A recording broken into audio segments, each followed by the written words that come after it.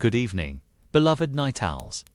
Wherever you find yourself tonight, from bustling city rooftops to quiet countryside cottages, from cozy mountain retreats to seaside windows, I invite you to gently share your location and local time in the comments. There's something magical about knowing our community of dreamers spans every corner of the world, united in these peaceful evening hours. Now, take a moment to soften your space. Let the lights dim gradually until gentle shadows begin their quiet dance across your walls. Feel the welcoming weight of your blanket as you draw it tenderly around your shoulders, like an old friend's embrace. If it brings you comfort, allow the soft whisper of a fan to join us tonight, or perhaps the distant, rhythmic heartbeat of a clock. Let these gentle companions settle into the background, creating a cocoon of familiar sounds that will cradle your thoughts as we journey together. Tonight, we're not hurrying toward anywhere urgent. We have all the time in the world to explore, to discover, to let our minds wander gently through history and legend. A late autumn evening in the 1890s, gas lamps flicker softly along a London street, their light catching the edges of hansom cabs as they clip-clopped past on wet cobblestones. Inside a modest study, warmed by the steady glow of a coal fire, a man sits at his writing desk. The room smells faintly of leather-bound books and pipe tobacco. His pen moves steadily across the page, not in hurried scratches, but with the methodical rhythm of someone who has found his pace and trusts it completely.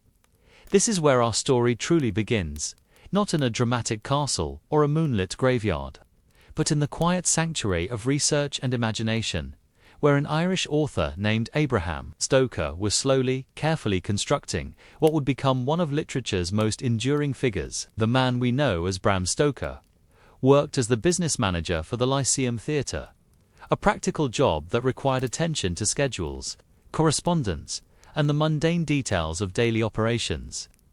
Yet in his evening hours, by the steady light of his desk lamp, he was building something entirely different, a Gothic novel that would outlive the theatre, outlive the century, and settle into the collective imagination like morning mist settling into a valley. The process was Stoker spent years gathering material, making notes, consulting reference books, and allowing ideas to steep like tea leaves in hot water. He was not racing toward a deadline or chasing a dramatic revelation. Instead, he was practicing the art of patient accumulation, collecting fragments of history, folklore, and geography, and arranging them with the care of someone pressing flowers between the pages of a beloved book. This evening, we will follow that same patient rhythm. We will not hurry toward the dramatic moments or the shocking revelations. Instead, we will linger in the spaces between, in the library reading rooms where Stoker found his sources, in the coastal town where key inspirations took shape, in the historical corridors where fact and legend first began their quiet dance together. Our journey will take us from the scholarly atmosphere of the British Museum reading room to the wind-swept cliffs of Whitby, from the lamplit evening streets of Victorian London to the mountain villages of Transylvania, where folklore and daily life have always moved together like dancers who know each other's steps by heart. But will pause to examine old documents, to trace the etymology of names, to understand how stories travel across languages and centuries, gathering meaning like a river, gathering tributaries. Most importantly, we will discover that the legend of Dracula is not really about monsters at all, but about something far more gentle and human, our enduring fascination with the borderlands between history and imagination, between the documented and the dreamed, between the comfortable familiarity of home and the mysterious pull of distant places. So settle back into your chair, adjust your pillow, and let the outside world fade to a comfortable distance. Tonight, we have all the time we need to explore this story properly, to turn it over in our hands like a smooth stone found on a beach, examining its surfaces and textures without any urgency to reach conclusions or make judgments. The legend of Dracula has waited more than a century to be told this way, slowly, thoughtfully, and with the kind of gentle attention usually reserved for old friends and favorite books. Let us begin our exploration in the most appropriate place possible, a library. Not the grand cathedral-like spaces you might imagine, with soaring ceilings and dramatic staircases, but rather the kind of working library that scholars and researchers know well. A place of wooden tables worn smooth by countless hours of study, where the afternoon light filters through tall windows and settles across open books like a gentle hand. It is the summer of 1890, and we find ourselves in the seaside town of Whitby, on England's North Sea coast. The Royal Hotel, where Bram Stoker and his family are spending their holiday, sits comfortably overlooking the harbour, and from its windows one can see the skeletal ruins of Whitby Abbey, perched on the east cliff like the remnant of some ancient dream. But our attention turns not to these romantic vistas, but to a smaller, more intimate space, the subscription library, where Stoker has been spending his morning hours, working his way through books on Eastern European history and folklore. The library itself is a modest room, perhaps 30 feet square, with shelves running floor to ceiling along 3 walls. The fourth wall holds tall windows that face the sea, though on this particular morning they are partially curtained to prevent the strong, coastal light from falling directly across the reading tables. The air carries the faint salt temps of the harbour, mixed with the familiar library scents of old paper, leather bindings, and the beeswax used to polish the wooden furniture. Stoker sits at a table near the windows, where the natural light is strongest, has claimed the same spot for several days running, and the librarian, a gentle man in his 60s, who moves between the shelves with practiced quiet, has begun to think of it as the Irish gentleman's table. Before Stoker lie several volumes, opened to various pages and marked with slips of paper.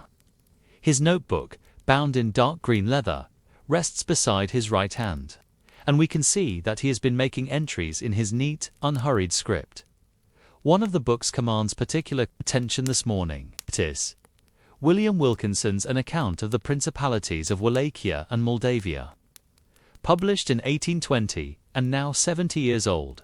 Its pages yellowed but still sturdy, its binding slightly loose but holding together with the resilience of well-made things.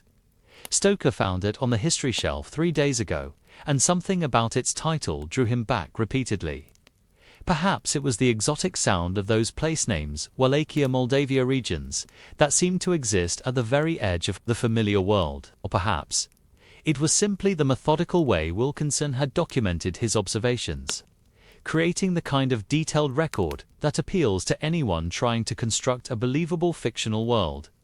Now, on this quiet morning, Stoker has found something that makes him pause in his note-taking and read more carefully. On page 19 of Wilkinson's account, in a discussion of the rulers of Wallachia, a name appears that seems to hover on the page: Dracula. Not presented with any fanfare or dramatic emphasis, but simply mentioned in passing, as one might reference any historical figure. Dracula in the Wallachian language means devil.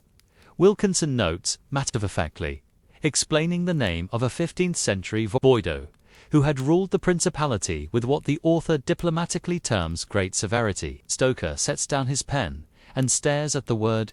There is something about it that seems to resonate beyond its literal meaning.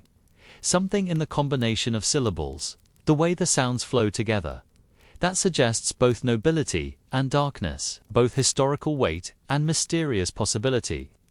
He writes the name in his notebook, underlining it twice, and beside it jots a few words from Wilkinson's text. But even as he copies the historical details, his mind is already beginning to transform them, to see how they might serve not as documentary facts, but as elements in a larger, more atmospheric composition.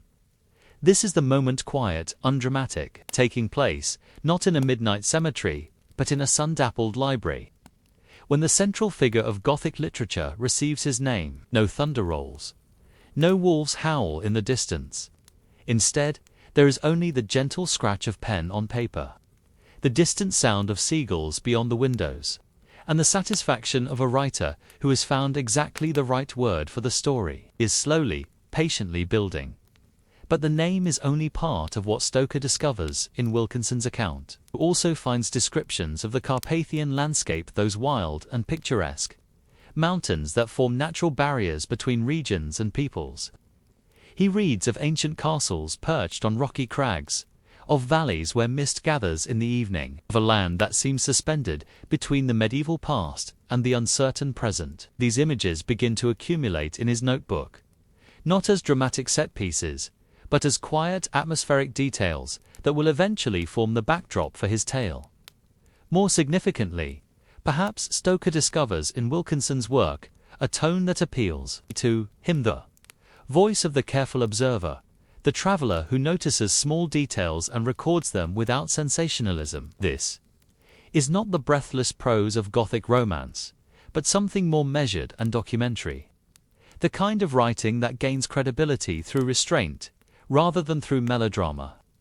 It is a tone that Stoker will adapt and refine for his own purposes, creating a narrative voice that makes even the most fantastic events feel grounded in recognizable reality.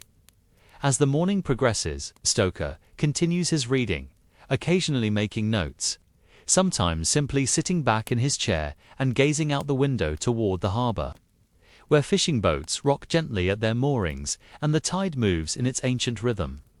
He is not hurrying toward any particular discovery or deadline. Instead, he is practicing the art of patient research, allowing his imagination to work slowly through the material, finding connections and possibilities that cannot be forced but must be allowed to emerge in their own time. By the time he closes the books and gathers his notes, the sun has moved across the sky, and the library has grown quiet, except for the occasional turning of pages and the distant murmur of voices from the street below. Stoker has found his vampire's name, but more importantly, he has found the key to his stories.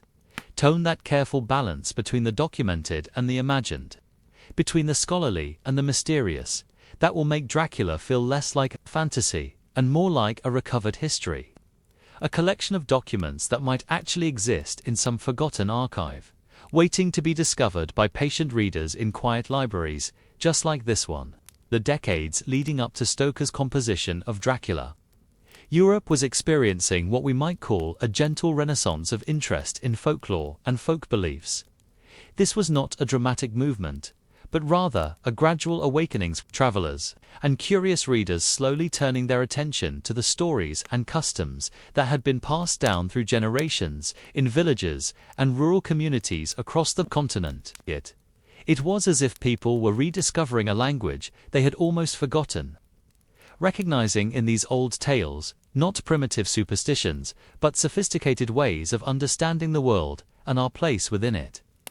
This folkloric awakening had several sources, each contributing its own particular flavor to the growing collection of stories and beliefs. Romantic poets and writers had been drawing inspiration from folk traditions since the late 18th century, finding in them a vitality and authenticity that seemed to be disappearing from increasingly industrialized society.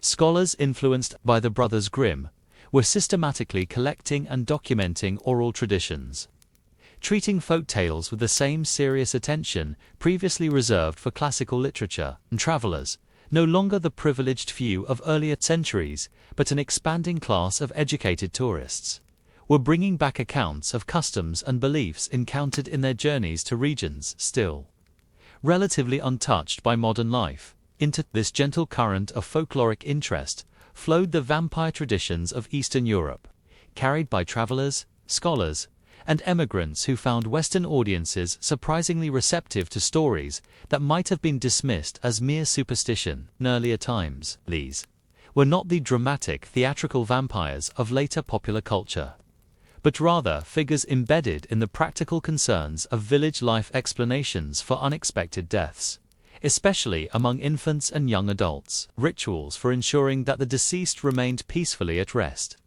and community practices for dealing with the various anxieties that surround death and burial in societies where such events are intimate. Communal experiences rather than medical procedures managed by professionals. The vampire folklore that reached English-speaking readers in the 19th century came filtered through several layers of translation and interpretation. German scholars had been documenting Slavic folk beliefs since the early 1700s, creating a body of academic literature that treated these traditions as legitimate subjects for serious study. French writers had adapted some of these materials for literary purposes, creating a bridge between scholarly folklore and popular fiction. British travelers, particularly those with interests in ethnography and comparative religion, were encountering vampire traditions firsthand in their journeys through regions of the Austrian Empire, the Balkans, and other areas where such beliefs remained active. Parts of community life. One of the most significant sources for Stoker's understanding of vampire folklore was the work of Emily Gerard, a Scottish writer who had lived in Transylvania during the 1880s as the wife of an Austrian military officer. Her article, Transylvanian Superstitions, published in the 19th Century magazine in 1885, provided English readers with a detailed, sympathetic account of local beliefs and practices. Gerard wrote, not as a sensationalist seeking to titillate her readers with exotic horrors, but as an anthropologist attempting to understand and document a complex system of folk beliefs that had evolved over centuries to address fundamental human concerns about death, disease, and the boundaries between the living and the dead. Gerard's account is remarkable for its measured tone and careful attention to context. She describes vampire beliefs not as isolated superstitions, but as part of a comprehensive worldview in which the supernatural and the everyday interpenetrate naturally and necessarily. In the communities, she observed, vampires were not theatrical monsters, but rather a particular category of restless dead, whose activities posed practical problems requiring practical solutions. The preventive measures, she describes placing wild roses on graves, scattering seeds that the vampire would be compelled to count, ensuring that corpses were properly prepared and buried according to specific rituals were not expressions of primitive fear but sophisticated community practices, designed to maintain social stability and provide comfort for the bereaved.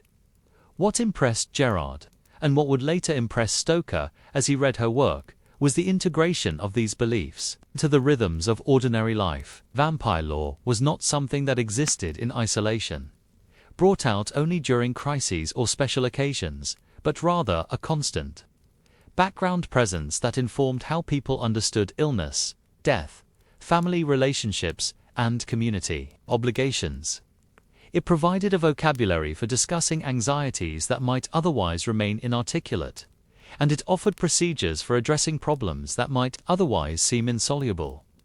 This integration of the supernatural into everyday life would become one of the most distinctive features of Stoker's novel, rather than presenting vampirism as a complete departure from ordinary reality.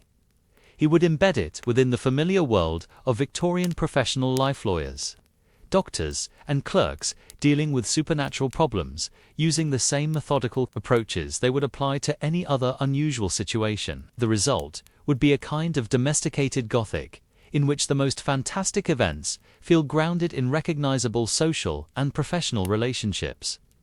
Stoker also found in Gerard's work, and in similar accounts by other travelers and scholars, geographical specificity that would prove crucial to his novel's effectiveness. Vampire folklore was not generic or universal, but deeply rooted in particular landscapes and communities. The beliefs Gerard documented made sense within the context of Transylvanian village life there, isolation of mountain communities, the importance of seasonal rhythms, the interdependence of families and neighbors, the practical challenges of dealing with death and burial in regions where winter weather might make prompt interment impossible. This geographical grounding allowed Stoker to create a vampire mythology that felt both exotic and believable. By setting his story in a specific region with its own documented folklore traditions, he could present even the most fantastic events as natural expressions of local belief systems. The Count's supernatural abilities would seem less like arbitrary plot devices and more like logical extensions of traditional practices that had evolved over generations to address real community needs and concerns. As Stoker absorbed these folkloric materials during his years of research and note-taking, he was not simply collecting colorful details to ornament a predetermined story. Instead, He was allowing the deeper patterns and rhythms of folk tradition to shape his understanding of how supernatural narratives work most effectively, not through shock and spectacle, but through patient accumulation of detail, through integration of the extraordinary into the ordinary, and through respect for the practical wisdom embedded in traditional ways of understanding the world. To understand how a 15th-century Wallachian ruler became connected, however tenuously, to one of literature's most enduring figures, we must travel back in time to a period when the maps of Eastern Europe looked quite different from those we know today. The year is 1456, and the morning mist is lifting slowly from the Danube River as it winds through the plains south of the Carpathian Mountains. In the distance, the spires of churches catch the early sunlight, while in the valleys below, small villages are beginning their daily routines. Shepherds leading their flocks to pasture, farmers checking their grain stores, children drawing water from wells that have served their communities for generations. It is in this landscape, shaped by the constant pressure of competing empires and the practical challenges of governing a frontier principality, that we encounter the historical figure whose name would eventually provide the title for Stoker's novel, Vlad III, known to his contemporaries as Vlad. Dracula, literally, Vlad, son of the dragon, ruled Wallachia during 3 separate periods in the middle of the 15th century. Each reign marked by the complex political maneuvering required of any ruler attempting to maintain independence between the expanding Ottoman Empire to the south and the Kingdom of Hungary to the north. The name Dracula itself carries layers of meaning that reflect the intricate world of medieval politics and symbolism. Vlad's father, Vlad II, had been inducted into the Order of the Dragon, a chivalric brotherhood founded by the Holy Roman Emperor Sigismund in 1408 to defend Christian Europe against Ottoman expansion. The Order's emblem, a dragon with its tail coiled around its neck, wearing the sign of the cross, was both a symbol of noble commitment and a practical alliance marker that indicated membership in a network of rulers and nobles dedicated to mutual defense against common threats. When Vlad II became known as Vlad the Cool, Vlad the Dragon, he was identifying himself not as something sinister, but as a member of this prestigious order, a Christian knight committed to defending his realm and his faith. The patronymic Dracula, meaning son of the dragon, was therefore originally an indicator of noble heritage and religious dedication, carrying connotations of honor and duty rather than darkness or evil.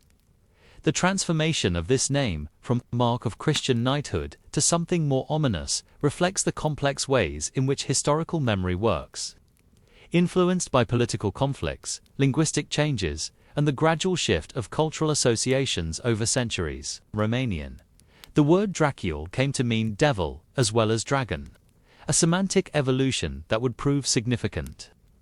When later writers encountered the name in historical sources and interpreted it through the lens of their own cultural expectations, Vlad III's actual reign was characterized by the same mixture of pragmatism and harshness that marked most successful rulers of his era and region. Governing Wallachia required constant negotiation between competing powers, managing tribute payments to the Ottoman Empire, while maintaining enough autonomy to prevent complete absorption, dealing with internal opposition from boyars, local nobles, whose loyalty could shift depending on political circumstances, and addressing the practical challenges of administering a principality whose economy depended on controlling trade routes between Central Europe and Constantinople. The historical records, written primarily by foreign observers and political enemies, emphasize the brutal methods Vlad employed to maintain order and eliminate opposition. These accounts, often exaggerated for political purposes, focus on mass executions, the use of impalement as a preferred method of punishment, and what contemporary sources describe as an almost pathological commitment to eliminating anyone he perceived as a threat to his authority. Such descriptions must be understood within their historical context. Medieval chronicles often emphasized the cruelty of rulers they opposed while downplaying similar actions by those they supported, and the sources for Vlad's reign come primarily from Hungarian, Saxon and Ottoman writers who had political reasons to portray him as a monster. More recent scholarship has attempted to provide a more balanced understanding of Vlad's reign by examining not just the dramatic accounts of his cruelty, but also the administrative records, commercial documents, and diplomatic correspondence that reveal the practical challenges he faced as a ruler. These sources suggest a leader who was indeed ruthless when he felt threatened, but who also implemented effective administrative reforms, successfully defended his territory against foreign invasion, and maintained enough stability to allow trade and agriculture to flourish. During his periods of rule, what becomes clear from a careful examination of the historical evidence is that Vlad III was very much a product of his time and circumstances, a 15th century frontier ruler who used the tools available to him to maintain power in an extremely challenging political environment. He was neither the noble Christian knight that some Romanian nationalist historians have portrayed, nor the supernatural monster of later legend, but rather a pragmatic politician whose methods reflected the brutal realities of medieval statecraft. This historical nuance is important because it helps us understand the limited and specific ways in which the real Vlad influenced Stoker's fictional creation. When Stoker encountered the name Dracula in William Wilkinson's historical account, he was not drawing on a rich tradition of vampire folklore associated with the historical ruler.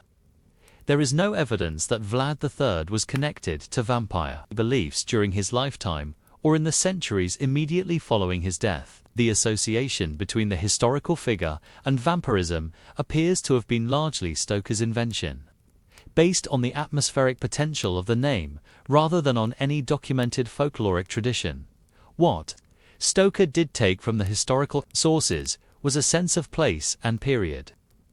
The idea of a noble family with ancient roots in a region where medieval political structures persisted longer than in Western Europe, where castles still served as practical fortifications rather than merely romantic ruins, and where the boundaries between Christian and Islamic civilizations created ongoing tensions and opportunities. He also drew on the general atmosphere of violence and political instability that characterizes many historical accounts of 15th century Wallachia, using these elements not as direct biographical material, but as background texture that could lend credibility to his fictional narrative. The result is a fascinating example of how historical names and fragments can be transformed through the process of literary creation. Stoker's Count Dracula shares little beyond his title with the historical Vlad III, yet the connection has proven so compelling that many readers assume a much more direct relationship between the fictional vampire and the medieval ruler than the evidence actually supports. This assumption reflects our tendency to seek clear origins for cultural phenomena, to want our myths and legends to have definitive historical roots rather than recognizing them as complex syntheses of multiple influences and creative choices.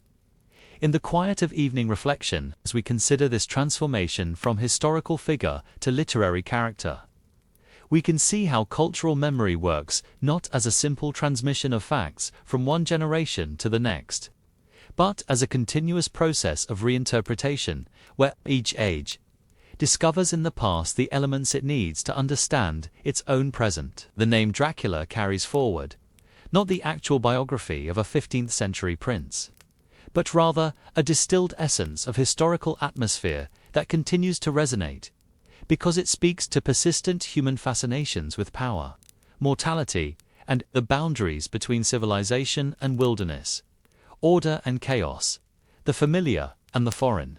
There are places in the world where geography and imagination seem to collaborate naturally, where the physical landscape appears designed to nurture certain kinds of stories and certain moods.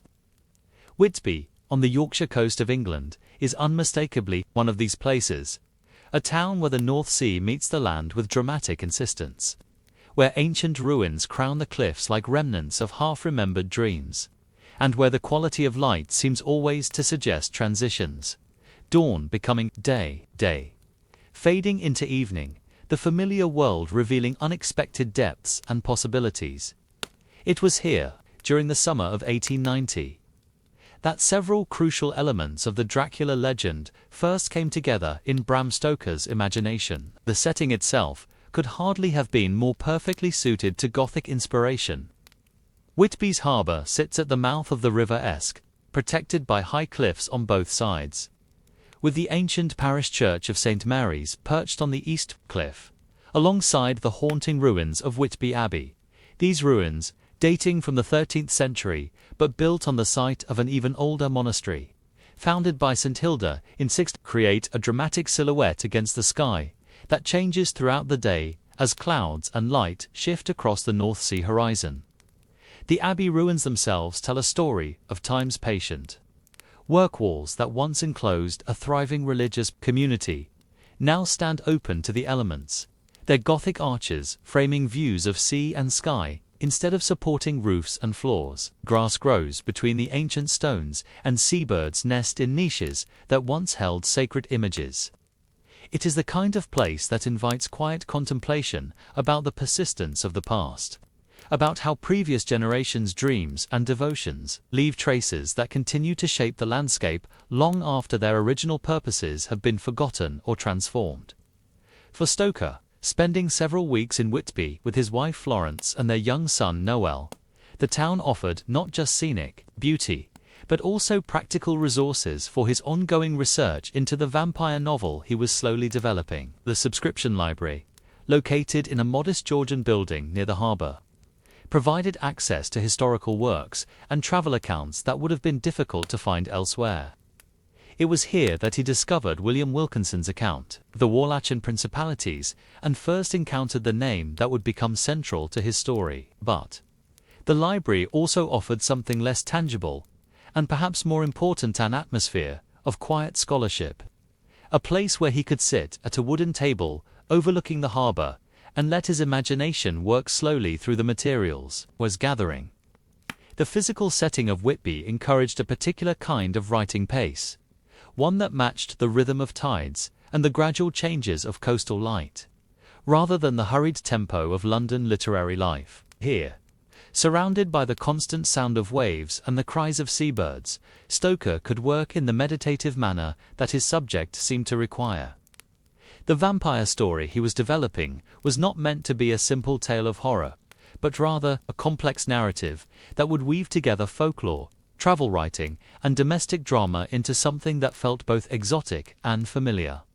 Both ancient and thoroughly modern, the town's connection to maritime trade and travel also provided Stoker with practical inspiration for his novel's plot structure. Whitby was a working port where ships arrived regularly from Baltic and North Sea ports, carrying cargo and passengers from regions that most English readers knew only through books and newspapers. The sight of foreign vessels in the harbour, with their unfamiliar flags and the sound of languages he didn't recognize, helped Stoker imagine how supernatural threats might travel along the same commercial routes that brought mundane goods like timber and grain to English markets. This commercial reality becomes particularly significant when we consider that one of the most memorable sequences in Dracula involves a ship arriving in Whitby harbour under mysterious circumstances, carrying cargo that includes both the conventional and the supernatural. Stoker drew on actual shipping records and newspaper accounts of storms and maritime disasters to create this scene, grounding his fantastic plot elements in the kind of detailed realism that made 19th century readers trust his narrative even when it ventured into impossible territory. The churchyard of St. Mary's, reached by climbing the famous 199 steps from the town below, provided another crucial element for Stoker's developing story. This ancient burial ground, with its weathered headstones and spectacular views across the harbour and out to sea, offered the perfect setting for scenes requiring both Gothic atmosphere and scenic beauty. The headstones themselves, many dating back several centuries, bear inscriptions that tell the stories of local families, sailors lost at sea, and the ordinary people whose lives were shaped by Whitby's position at the meeting point of land and water. Familiar and foreign, life and death. Stoker spent considerable time in this churchyard, not just appreciating its atmospheric potential, but actually copying names and dates from various tombstones for possible use in his novel. This attention to authentic local detail reflects his commitment to grounding his fantastic narrative in recognizable reality. By using actual names from Whitby graves, he could create characters who felt like real people with genuine local roots, even when they became involved in supernatural events. The quality of light in Whitby also seems to have influenced Stoker's developing sense of his story's visual atmosphere.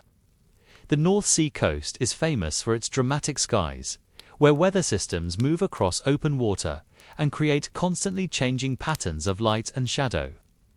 Summer evenings in Whitby can stretch on 4 hours, with sunset colors slowly deepening and shifting as the sun descends toward the western horizon. These extended twilight periods create natural opportunities for the kind of atmospheric writing that characterizes Gothic fiction. Moments when the familiar daytime world gradually transforms into something more mysterious and suggestive. The town's social atmosphere during the 1890s also provided Stoker with insights into how modern, educated people might respond to encounters with ancient beliefs and supernatural possibilities. Whitby was a popular holiday destination for middle-class Victorian families, the kind of people who read novels, attended lectures, and prided themselves on their scientific rationalism and progressive attitudes. Yet these same people were often fascinated by folklore, ghost stories, and the romantic appeal of ancient ruins and mysterious landscapes. This combination of modern skepticism and romantic curiosity would become central to the character dynamics in Dracula, where rational, professional people find themselves forced to confront supernatural threats using both scientific methods and traditional protective measures. Local folklore also contributed to the atmosphere that shaped Stoker's imagination during his Whitby sojourn. The town has long been associated with legends of supernatural visitors, ghost ships that appear on stormy nights, spectral figures seen walking along the cliff paths, and various tales connected to the abbey ruins and the ancient churchyard. These stories provided a ready-made context for the kind of supernatural events Stoker was planning for his novel, suggesting that Whitby was already understood by locals and visitors as a place where the boundaries between the ordinary and extraordinary might be more permeable than usual. Perhaps most significantly, Whitby provided Stoker with a model for how to write about places that feel both specific and archetypal, both realistically detailed and symbolically rich. His descriptions of the town in Dracula capture the particular characteristics that make Whitby recognizable to anyone who has visited there: the harbor, the abbey ruins, the clifftop churchyard, the quality of the coastal light. Yet these realistic details also work symbolically, creating a setting that feels like a natural stage for encounters between ancient forces and modern consciousness, between foreign influences and English traditions, between the familiar safety of daylight and the mysterious possibilities that emerge after dark. In the closing decades of the 19th century, Western European readers possessed a particular relationship with the regions we now call Eastern Europe, a complex mixture of curiosity, romantic fascination, and comfortable distance that made places like Transylvania seem simultaneously exotic and accessible, historically significant, yet safely remote from everyday concerns. This cultural geography of the imagination would prove crucial to the success of Stoker's novel, providing a setting that felt foreign enough to house ancient supernatural beliefs while remaining familiar enough for educated readers to navigate without losing their bearings. Transylvania occupied a unique position in this mental landscape of the unfamiliar. Unlike the completely exotic locations favored by earlier Gothic writers, the Italy of Radcliffe's novels, or the Germany of Matthew Lewis's The Monk, Transylvania was connected to contemporary Europe through recognizable political and commercial relationships. It was part of the Austrian Empire, accessible by conventional transportation, inhabited by people who conducted business with Western merchants and communicated in languages that educated Europeans might reasonably be expected to encounter. Yet, it was also distant enough, both geographically and culturally, to serve as a repository for beliefs and practices that had supposedly disappeared from more modernized regions.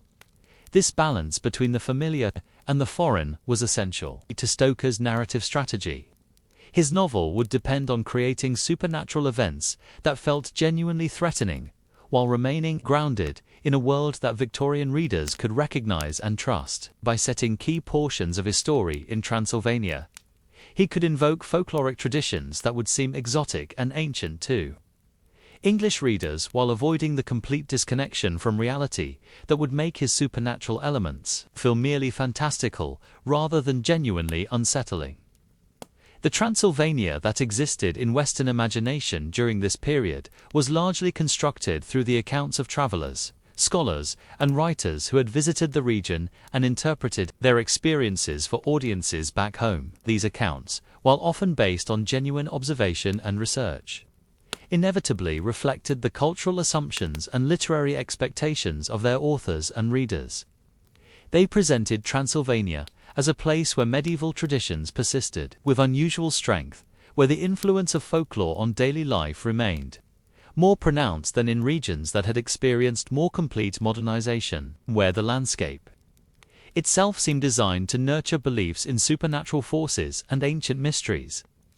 Emily Gerard's Transylvanian Superstitions, published in the 19th Century magazine in 1885, exemplified this approach to writing about the region. Gerard wrote, not as a sensationalist, seeking to titillate her readers with exotic horrors, but as a careful observer, attempting to document and understand belief systems that differed significantly from those prevalent in Western group. Her approach was anthropological rather than Gothic, focusing on how supernatural beliefs functioned within the practical concerns of village life, rather than treating them as isolated curiosities or sources of literary atmosphere.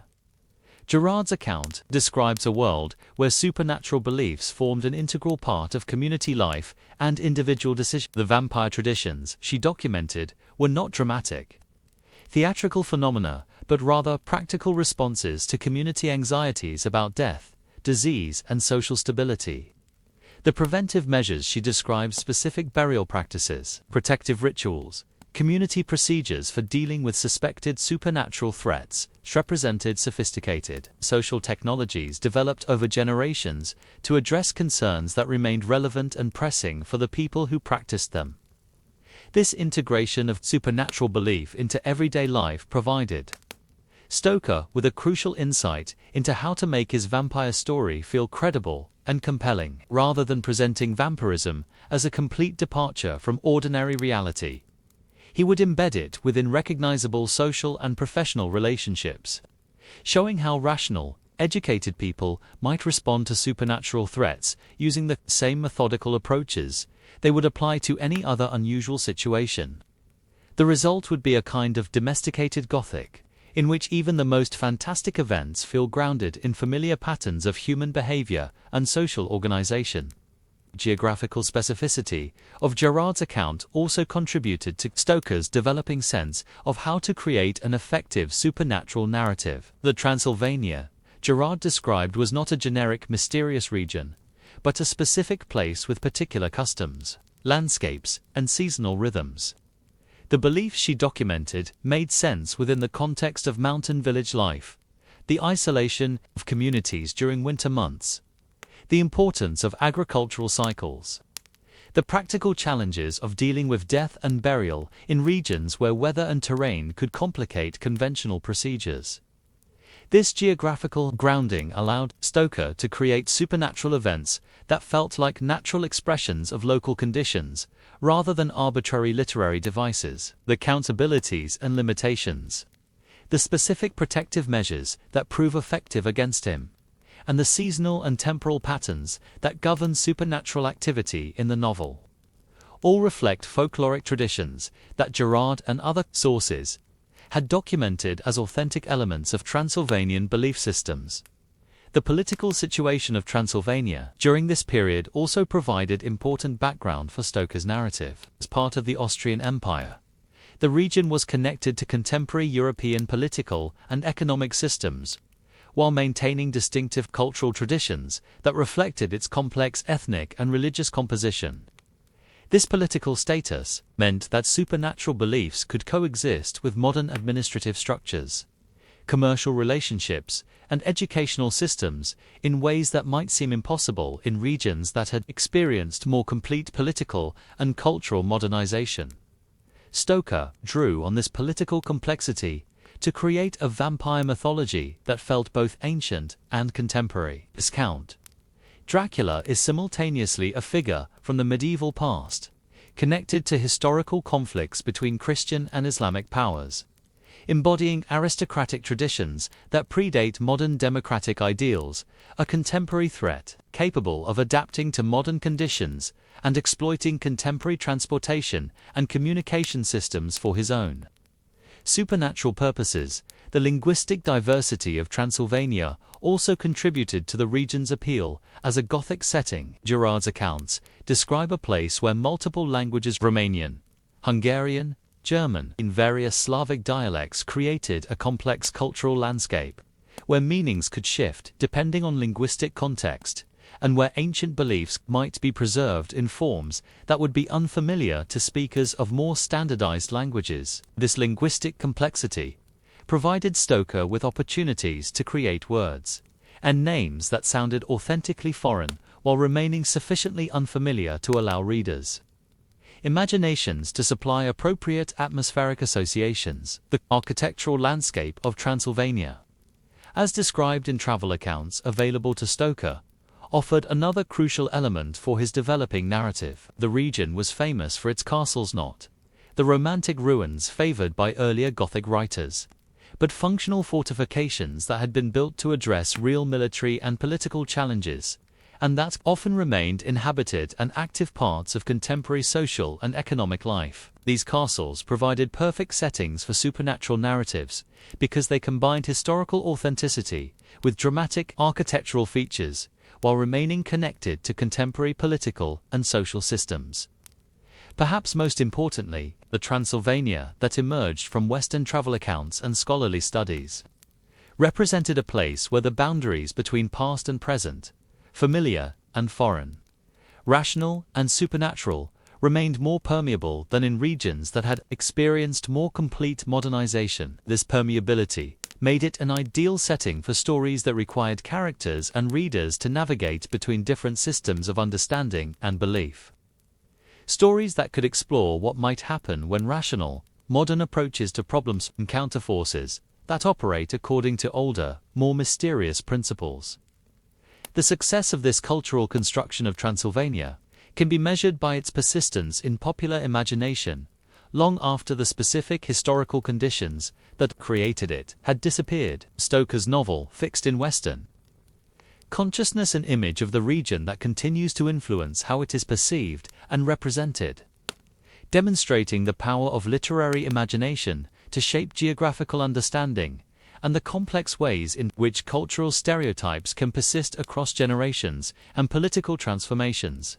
One of the most remarkable aspects of Bram Stoker's Dracula is how it presents itself not as a single authoritative account, but as a careful collection of documents, letters written by lamplight, diary entries composed in quiet hotel rooms, newspaper clippings saved and dated, telegrams that arrive at crucial moments with their urgent, abbreviated messages. This epistolary structure, where the story unfolds through multiple voices and formats, creates a reading experience that feels less like being told a tale and more like discovering one slowly, piece by piece, as if we were sorting through papers, an old trunk found in an attic. The effect is immediate and lasting. When we open the novel, we are not greeted by an omniscient narrator who can guide us confidently through the supernatural events to come.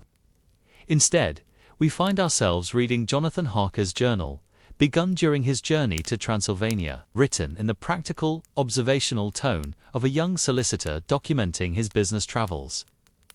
Harker notes the details that a careful traveler would notice: the food served at various stops, the customs of different regions, the condition of the roads, the appearance of the countryside. These are the kinds of observations that appear in countless travel journals of the period, giving his account an immediate credibility that prepares us to trust his voice, even when the events he describes become increasingly extraordinary.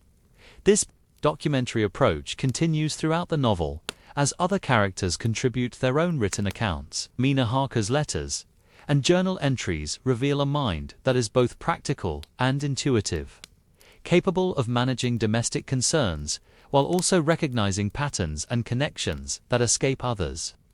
Her writing has the quality of someone who has learned to observe carefully and record accurately, skills that prove crucial as the supernatural threat becomes more apparent and immediate. When she transcribes Dr. Seward's phonograph cylinders, we see her serving as both secretary and analyst, transforming spoken words into written records that can be shared and studied by the growing group of vampire hunters. Dr. Seward himself contributes through his audio recordings, a technological innovation that Stoker incorporates with careful attention to how new communication methods might change the way people document their experiences. The phonograph cylinders represent the cutting edge of recording technology in the 1890s, and their presence in the novel suggests a world where traditional forms of written communication are being supplemented by new possibilities for preserving and sharing information. Yet even these modern recordings must eventually be transcribed into written form to become useful to other characters, suggesting that the written word retains its primacy even as new technologies emerge. The inclusion of newspaper clippings adds another layer of documentary realism to the narrative structure. These brief, factual reports of unusual eventship arriving under mysterious circumstances, strange incidents reported by various witnesses provide external confirmation for events that might otherwise seem too fantastic to believe. The newspaper accounts are written in the straightforward, slightly sensationalized style, typical of 19th century journalism, and their presence suggests that the supernatural events of the novel are not isolated, private experiences but occurrences significant enough to attract public attention and media coverage. Professor Van Helsing's letters introduce yet another voice and perspective, one that combines scientific training with openness to possibilities that more conventional minds might dismiss. His correspondence reveals a character who can move easily between empirical observation and speculative thinking, between the language of medical diagnosis and the vocabulary of folklore and legend. Van Helsing's letters often serve as tutorials for other characters, explaining the nature of the vampire threat and the traditional methods that have proven effective against it. His writing style reflects his foreign origins, occasionally awkward constructions and word choices that remind us he is thinking in one language while writing in another. Yet, this linguistic uncertainty somehow enhances rather than undermines his authority, suggesting depth of knowledge that transcends any single cultural tradition. The telegrams scattered throughout the novel provide moments of urgency and immediacy that contrast with the more reflective pace of the letters and diary entries. These brief messages, with their compressed, economical language shaped by the costs and limitations of telegraph communication, serve as narrative punctuation marks, signaling moments when events are moving too quickly for leisurely correspondence. The telegrams also demonstrate how the characters use the most advanced communication technology available to coordinate their response to an ancient supernatural threat, suggesting that the fight between tradition and modernity is not simply a matter of old versus new, but rather a question of which tools and approaches prove most effective for addressing specific challenges. This multivocal structure creates several important effects that enhance the novel's overall impact. First, it provides multiple perspectives on the same events, allowing readers to see how different characters interpret and respond to supernatural phenomena based on their own backgrounds, personalities, and levels of understanding. Jonathan Harker's initial confusion and growing terror at Castle Dracula gain additional weight when we later read Van Helsing's explanation of vampire behavior, while Mina's careful analysis of the Count's movements becomes more significant when we understand the urgency expressed in Seward's medical observations about Lucy's declining condition. Second, the epistolary format allows Stoker to maintain narrative tension even when dealing with events that occurred in the past, because we are reading personal documents rather than a retrospective account. We experience each revelation and discovery, along with the characters who first recorded them. We cannot skip ahead to learn how events resolve, because the documents themselves unfold in chronological order, forcing us to experience the uncertainty and gradual understanding that the characters themselves experienced as events unfolded.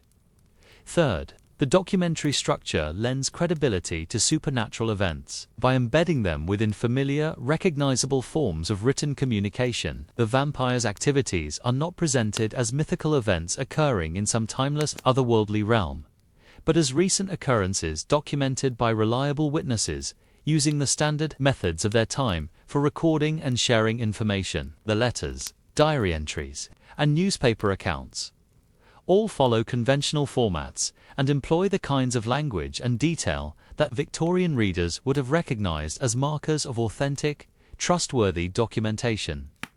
The novel's structure also reflects contemporary interests in scientific methodology and empirical investigation. The characters approach their supernatural problem with many of the same techniques that would be used to study any unusual phenomenon. They gather evidence from multiple sources, compare accounts to identify patterns and inconsistencies, form hypotheses based on available information, and test their theories through careful experimentation. Van Helsing's approach to understanding vampirism combines traditional folklore with medical observation, while the other characters contribute their own forms of specialized knowledge. Legal training, administrative skills, technological expertise create a comprehensive response to their unusual situation. Perhaps most significantly, the epistolary structure creates a sense of collaborative storytelling that mirrors the collaborative effort required to defeat the vampire. No single character possesses all the knowledge or abilities needed to understand and address the supernatural threat. Instead, success requires the combination of multiple perspectives, skills, and forms of knowledge. Just as the complete story emerges only through the combination of multiple documents and voices, the novel's structure thus reinforces one of its central themes: that complex challenges require collaborative responses that draw on diverse sources of wisdom and expertise. This collaborative aspect of the narrative structure also creates a particularly effective framework for horror fiction, because it distributes the emotional and psychological burden of supernatural encounters across multiple characters rather than concentrating it in a single protagonist. Readers can experience the terror of Jonathan's imprisonment at Castle Dracula, the grief and helplessness of Lucy's friends as they watch her mysterious decline, the intellectual challenge faced by Van Helsing as he attempts to apply scientific methods to supernatural phenomena, and the practical difficulties confronted by all the characters as they attempt to track and ultimately destroy their inhuman adversary. This distribution of experience creates a richer, more complex emotional landscape than would be possible with a single narrator, while also suggesting that the vampire represents a threat too large and multifaceted to be fully comprehended or effectively addressed by any individual acting alone. The gentle lamplight of historical study, we encounter symbols that carry more weight than their physical forms might suggest, emblems that accumulate meaning across centuries, like riverstones gathering moss, becoming repositories for cultural memory and collective imagination. The Order of the Dragon, founded in 1408 by the Holy Roman Emperor Sigismund, provides us with just such a symbol, one whose meaning would travel far from its original purpose and eventually contribute to the atmospheric richness of Gothic literature. Picture Sigismund, picture, if you will, a ceremony taking place in the early 15th century, perhaps in a chapel lit by rows of candles, their light reflecting off the polished surfaces of armor and the rich fabrics of court dress. The Emperor Sigismund, recently returned from campaigns against Ottoman forces, stands before an assembled group of nobles and knights, ready to induct them into a new chivalric order designed to strengthen Christian resistance against Turkish expansion. The moment carries the weight of genuine political urgency, is not merely ceremonial pageantry, but a practical alliance forged in response to immediate military and religious threats. The symbol chosen for this order was remarkably complex, both visually and conceptually. The official description, preserved in the founding edict of 1408, speaks of the sign or effigy of the dragon, incurved into the form of a circle, its tail winding around its neck, divided through the middle of its back, along its length, from the top of its head, right to the tip of its tail, with blood forming a red cross, flowing out into the interior of the cleft. This was not a simple heraldic device, but a carefully constructed image that combined multiple layers of Christian symbolism with the practical iconography of medieval warfare. The dragon itself drew on ancient traditions that associated the creature with both wisdom and power. In Christian symbolism, dragons often represented forces that needed to be overcome. Satan in the Book of Revelation. The dragon defeated by St. George in popular legend, but they could also symbolize vigilance, strength, and the protective power of righteous authority. The self-consuming aspect of the Order's dragon, with its tail wound around its neck, evoked the Ouroboros of ancient tradition, a symbol of eternal cycles, death and renewal, and the complex relationship between destruction and creation. The red cross, superimposed on the dragon's back, served multiple symbolic functions. Most obviously, it identified the Order as a Christian institution, aligning its members with the crusading tradition that had shaped European military and religious identity for centuries. But the cross also represented the specific patronage of St. George, the dragon-slaying saint, who had become a symbol of Christian victory over pagan and Islamic forces. The combination of dragon and cross thus created a complex visual metaphor. The dragon represented both the enemy to be defeated and the strength required for victory, while the cross signified both the spiritual authority that legitimized the struggle and the ultimate triumph that faithful knights could expect to achieve.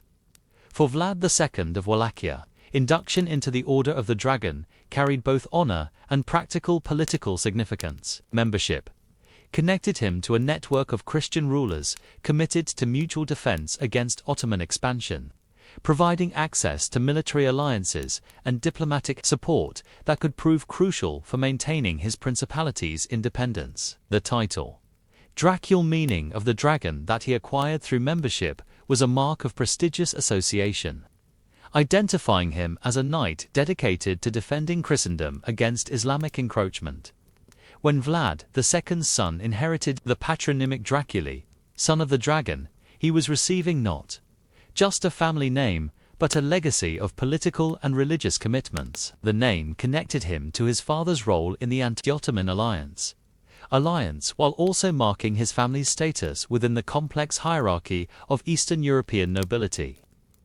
For those who knew the historical context, Dracula suggested noble heritage, Christian commitment, and association with the ongoing struggle to maintain Christian political control in regions increasingly threatened by Turkish expansion.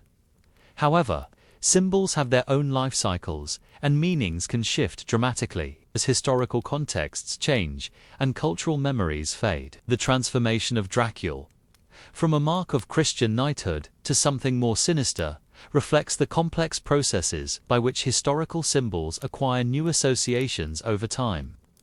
In Romanian, the word Dracula gradually came to mean devil as well as dragon, a semantic evolution that may have been influenced by the political conflicts and cultural tensions that followed the Ottoman conquest of southeastern Europe.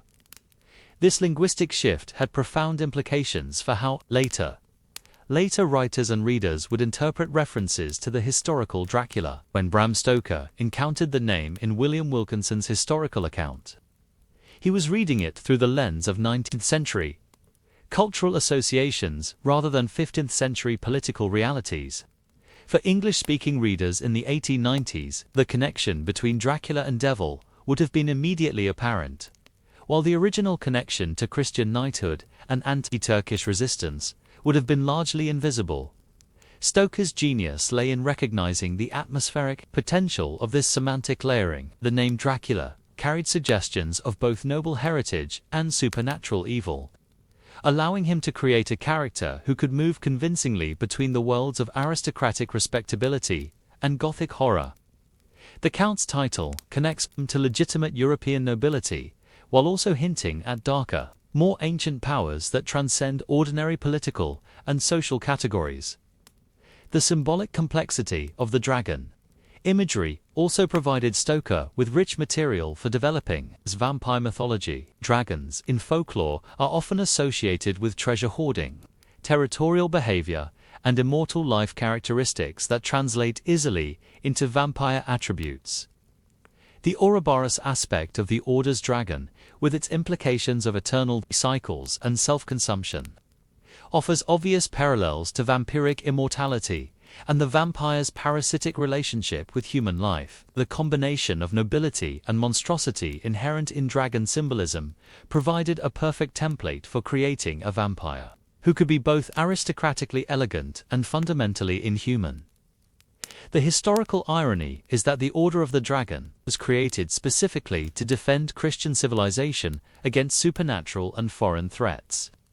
Yet its symbolism would eventually be appropriated to represent exactly the kind of ancient foreign evil that the original knights had pledged to combat. This transformation reflects broader patterns in how Gothic literature works with historical materials, not simply borrowing facts or figures from the past, but rather discovering in historical symbols and associations the raw materials for new kinds of cultural meaning. The weight of symbols lies not just in their original significance, but in their capacity to accumulate new meanings without entirely losing their historical resonance. When readers encounter Count Dracula, they are responding not just to Stoker's fictional creation, but to layers of cultural association that extend back through centuries of European political and religious conflict. The name carries echoes of medieval chivalry and Christian crusading, of Eastern European nobility and Ottoman expansion, of linguistic evolution and cultural transformation. These historical resonances work below the level of conscious awareness, providing the kind of cultural depth that allows fictional characters to feel more substantial and significant than their literal story elements might suggest. In the quiet of evening reflection, we can see how symbols serve as bridges between different historical periods and cultural contexts, allowing past meanings to inform present understanding, while also enabling new interpretations to emerge organically from older materials. The journey from the Order of the Dragon to Stoker's Dracula illustrates this process perfectly, showing how a 15th-century Christian military alliance could eventually contribute to a 19th-century Gothic novel, not through direct historical influence, but through the patient accumulation and transformation of symbolic associations that connect different eras in the continuous story of human imagination. To understand the historical figure who would eventually lend his name to literature's most famous vampire, we must first imagine ourselves in a world quite different from our own, the 15th-century landscape of Eastern Europe, where political survival required constant negotiation between competing empires, where diplomatic alliances could shift with the seasons, and where a ruler's success was measured not by democratic mandate, but by the practical ability to maintain order, collect taxes, and prevent foreign conquest. The Wallachia of Vlad III's time was not a stable nation-state, with fixed borders and permanent institutions, but rather a principality whose independence depended on the complex balance of power between the Kingdom of Hungary to the north and west, the expanding Ottoman Empire to the south, and various other political entities, Moldavia, Transylvania, the Byzantine remnants, Polish territories whose own interests and alliances created an ever-shifting diplomatic landscape. Wallachian voivode, who hoped to maintain his throne, had to be simultaneously warrior, diplomat, administrator, and strategist, capable of making decisions that balanced immediate survival against long-term political goals. Vlad's early life prepared him, perhaps more thoroughly than he might have wished, for this demanding role. As a young boy, he was sent along with his brother Radu to the Ottoman court as a hostage, a common practice that served multiple diplomatic functions. It guaranteed his father's loyalty to the Sultan, provided the Ottomans with leverage over Wallachian policy, and offered the hostage princes an education in Turkish political methods and military techniques. For several years, Vlad lived at the very center of the empire that represented the greatest threat to Christian Europe, learning to speak Turkish, studying Islamic law and administration, and observing firsthand the governmental methods that had made the Ottoman state the most effective military and political organization of its era. This Ottoman education proved to be both an asset and a burden. Throughout Vlad's later career, on one hand, it gave him insights into Turkish military tactics, diplomatic strategies, and administrative practices that proved invaluable when he later found himself fighting against Ottoman forces or negotiating with Turkish officials. Understood his enemies' strengths and weaknesses better than most Christian rulers, because he had observed them from within. On the other hand, his years at the Ottoman court marked him as potentially unreliable in the eyes of Hungarian and other Western allies, who could never be entirely certain whether his loyalty lay with Christendom or with the Islamic Empire that had shaped his formative years. When Vlad finally gained secure control of the Wallachian throne in 1456, he inherited a principality that had been devastated by decades of political instability and military conflict. The economy was in ruins, with trade routes disrupted and agricultural production severely reduced. The boyar class, the local nobility who controlled much of the land and wielded considerable political influence, was divided into competing factions.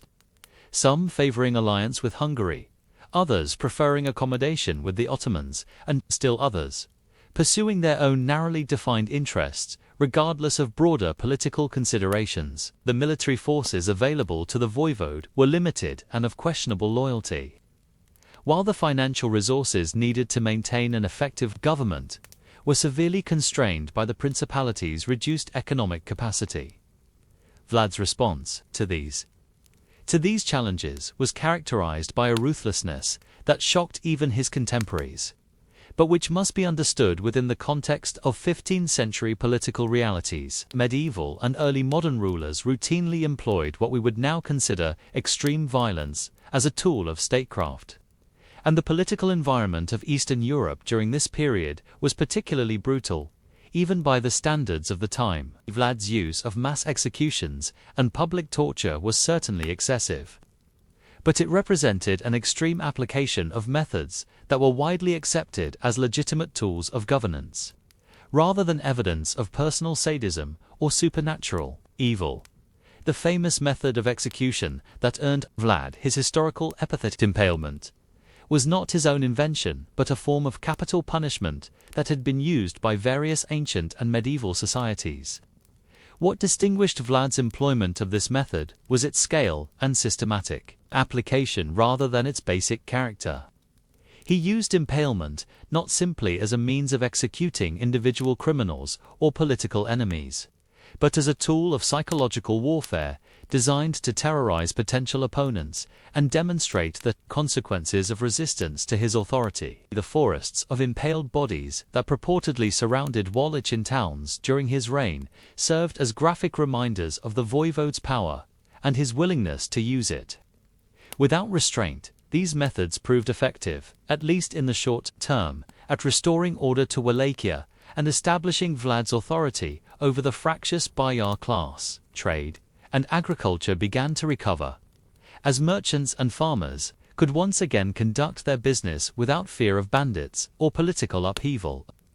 The principality's military capacity improved as Vlad recruited soldiers who owed their positions directly to him rather than to traditional noble families. Tax collection became more efficient, providing the government with resources needed for infrastructure maintenance and defense preparations. However, Vlad's brutal methods also created problems that would eventually contribute to his downfall, as mass executions of Ottoman prisoners and sympathizers made reconciliation with the Turkish Empire virtually impossible, forcing Wallachia into a state of permanent warfare that placed enormous strains on the principality's limited resources. His destruction of Saxon merchant communities in Transylvania eliminated important sources of trade revenue and created powerful enemies among German commercial networks that had significant influence with Hungarian political authorities. His execution of numerous bojars, while effective at eliminating immediate political threats, also destroyed traditional sources of local knowledge and administrative expertise that any medieval government needed to function effectively. The historical sources for Vlad's reign present particular challenges for anyone attempting to understand his actual character and motivations. Most of the contemporary accounts were written by his political enemies, Hungarian chroniclers, Saxon merchants, Ottoman officials who had obvious incentives to portray him as a monster whose brutality justified their own opposition to his rule. These sources often contradict each other on specific details while agreeing on the general picture of extreme cruelty, suggesting that while Vlad was certainly ruthless, the extent and nature of his violence may have been exaggerated for propaganda purposes, more problematically for historical understanding. Many of the most detailed accounts of Vlad's alleged atrocities were written decades or even centuries after his death, during periods when his reputation had already been shaped by political and literary considerations that had little to do with historical accuracy. German pamphlets describing his crimes were produced during the early printing period and circulated widely throughout Central Europe. But their sensationalized content suggests that they were designed more to entertain readers with horrifying stories than to provide accurate historical documentation.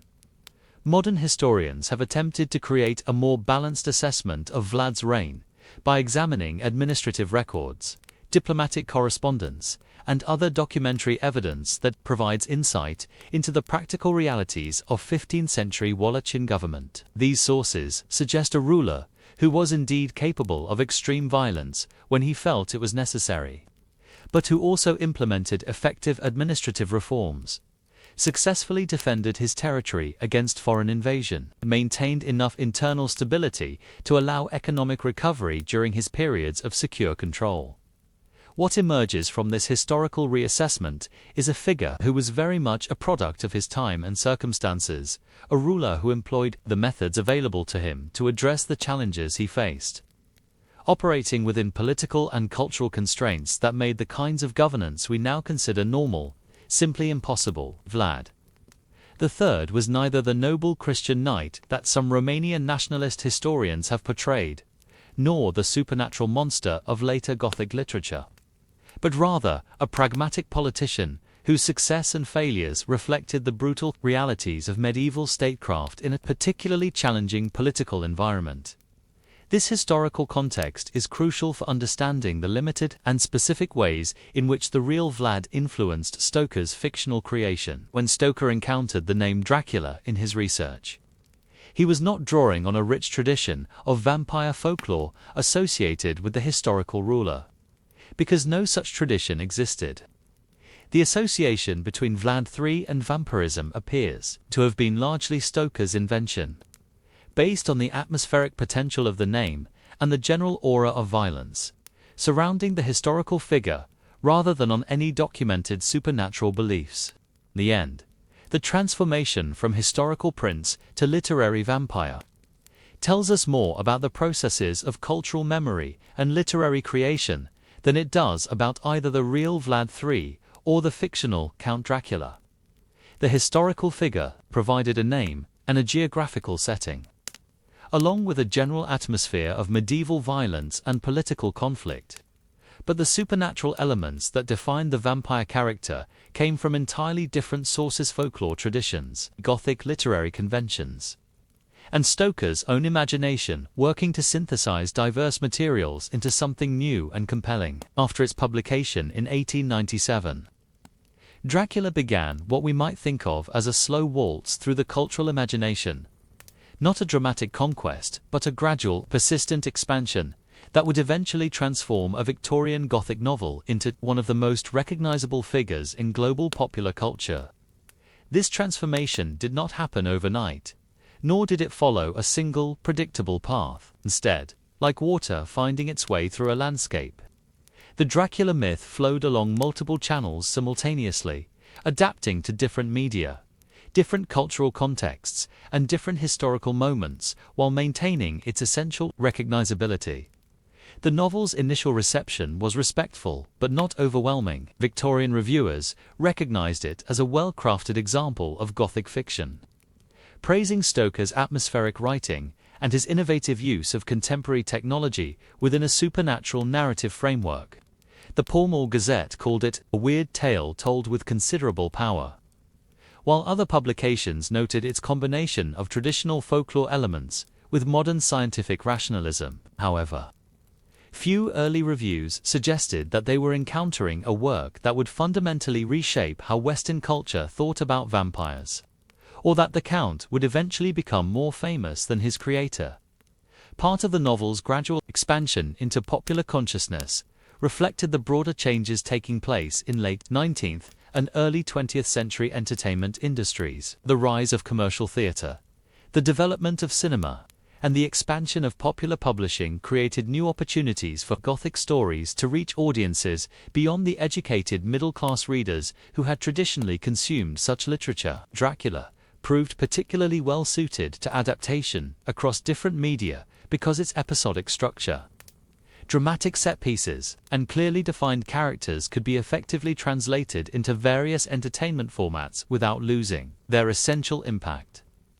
The first significant adaptation came in 1924, with the stage play by Hamilton Deane, which simplified Stoker's complex narrative structure while emphasizing the theatrical potential of key scenes, particularly the confrontations between Van Helsing and the Count, and the moments of supernatural transformation that could be achieved through creative stagecraft. Deane's play introduced several elements that would become standard in later adaptations, including the Count's evening dress and opera cape, which were not prominent features of Stoker's original description, but proved visually effective on stage, and helped establish the vampire's association with aristocratic elegance and sexual sophistication.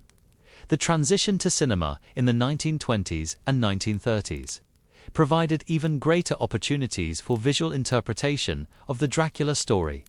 Murnau's Nosferatu, while legally unauthorized and featuring altered character names, demonstrated how effectively the vampire story could work in the new medium of film, using lighting, shadow, and camera angles to create an atmosphere of supernatural menace that complemented the narrative elements drawn from Stoker's novel. The official adaptation, starring Bela Lugosi, first in the 1927 Broadway revival of Deane's play, and then in the 1931 Universal film, established what would become the definitive visual and vocal interpretation of Count Dracula for several generations of audiences.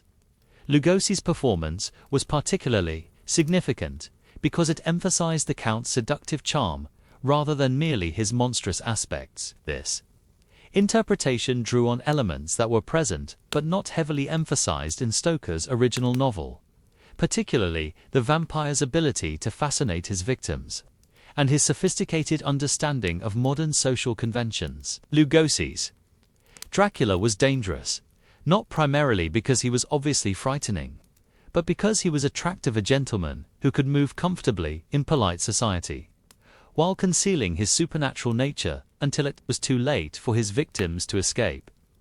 This emphasis on the vampire's seductive qualities reflected broader cultural changes that were taking place during the early decades of the 20th century, particularly shifting attitudes toward sexuality, authority, and traditional social constraints. The Count became a figure who embodied both the appeal and the danger of transgressing conventional boundaries, sexual, and moral. His foreign origins, aristocratic manner, and supernatural powers made him a perfect symbol for anxieties about cultural change, while his ultimate defeat by a group of respectable professionals provided reassurance that traditional values could successfully defend themselves against exotic threats. The flexibility of the Dracula character proved to be one of its greatest strengths as it continued to evolve through successive adaptations and unlike monsters that were tied to specific historical periods or cultural contexts. The vampire could be easily updated to reflect contemporary concerns while maintaining his essential characteristics. 1950s adaptations emphasized Cold War anxieties about foreign infiltration and ideological contamination. 1960s and 1970s versions explored themes of sexual liberation and generational conflict. More recent interpretations have addressed issues ranging from addiction and disease to globalization and environmental destruction.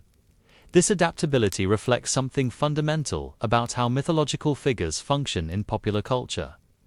The most enduring fictional characters are not those who are rigidly defined by their original creators, but rather those who provide frameworks flexible enough to accommodate multiple interpretations while maintaining enough consistency to remain recognizable across different versions. Count Dracula has proven remarkably successful in this regard, serving as a vessel for exploring various cultural anxieties, while never losing the basic characteristics that make him identifiably Dracula, rather than some other vampire or monster. The global spread of the Dracula myth also demonstrates how effectively Gothic imagery can cross cultural boundaries when it addresses universal human concerns, while the specific details of vampire folklore vary significantly between different cultural traditions. The basic anxieties that vampires represent: fear of death, anxiety about disease and contamination, concerns about the stability of family and community structures, appear to be widespread enough that audiences around the world can respond to the NHL story, even when its particular cultural references are unfamiliar. The commercialization of the Dracula image during the 20th century created another layer of cultural meaning that coexists, somewhat awkwardly, with the character's literary origins. The Count's face appeared on everything from breakfast cereals to Halloween costumes, transforming a Gothic villain into a recognizable commercial brand. This commercial appropriation had the paradoxical effect of both trivializing the character, reducing him to a marketing symbol, and simultaneously reinforcing his cultural omnipresence. Children who had never read Stoker's novel could still recognize Count Dracula and understand his basic characteristics through exposure to advertising, toy packaging, and popular entertainment. The academic study of vampire literature and film that developed during the later 20th century added yet another dimension to the character's cultural presence. Scholarly analysis of Dracula and its adaptations provided new frameworks for understanding the political, psychological, and social meanings embedded in vampire narratives, while also documenting the historical processes by which the myth had evolved and spread. This academic attention helped establish the Count as not just a popular entertainment figure, but also as a legitimate subject for serious cultural analysis. Perhaps most significantly, the growth of the Dracula myth demonstrates how literary characters can achieve a kind of cultural independence from their original sources. Many people who recognize Count Dracula and understand his basic characteristics have never read Stoker's novel, and may be only vaguely aware that it exists. The character has become part of general cultural literacy, a reference point that can be invoked without explanation, because audiences can be expected to understand what Dracula represents in broad symbolic terms. This cultural independence creates interesting tensions between different versions of the character and different levels of familiarity with the source material. Scholars and serious readers of Gothic literature may prefer interpretations that remain faithful to Stoker's original vision, while popular entertainment often emphasizes elements that were minimal in the novel, but have proven effective in later adaptations. Neither approach is inherently superior to the other, but their coexistence suggests that the Dracula myth has become large enough to accommodate multiple, sometimes contradictory interpretations without losing its essential coherence. The quiet of our evening reflection, we can see that the gentle growth of this particular myth illustrates broader patterns in how cultural symbols evolve and persist across time.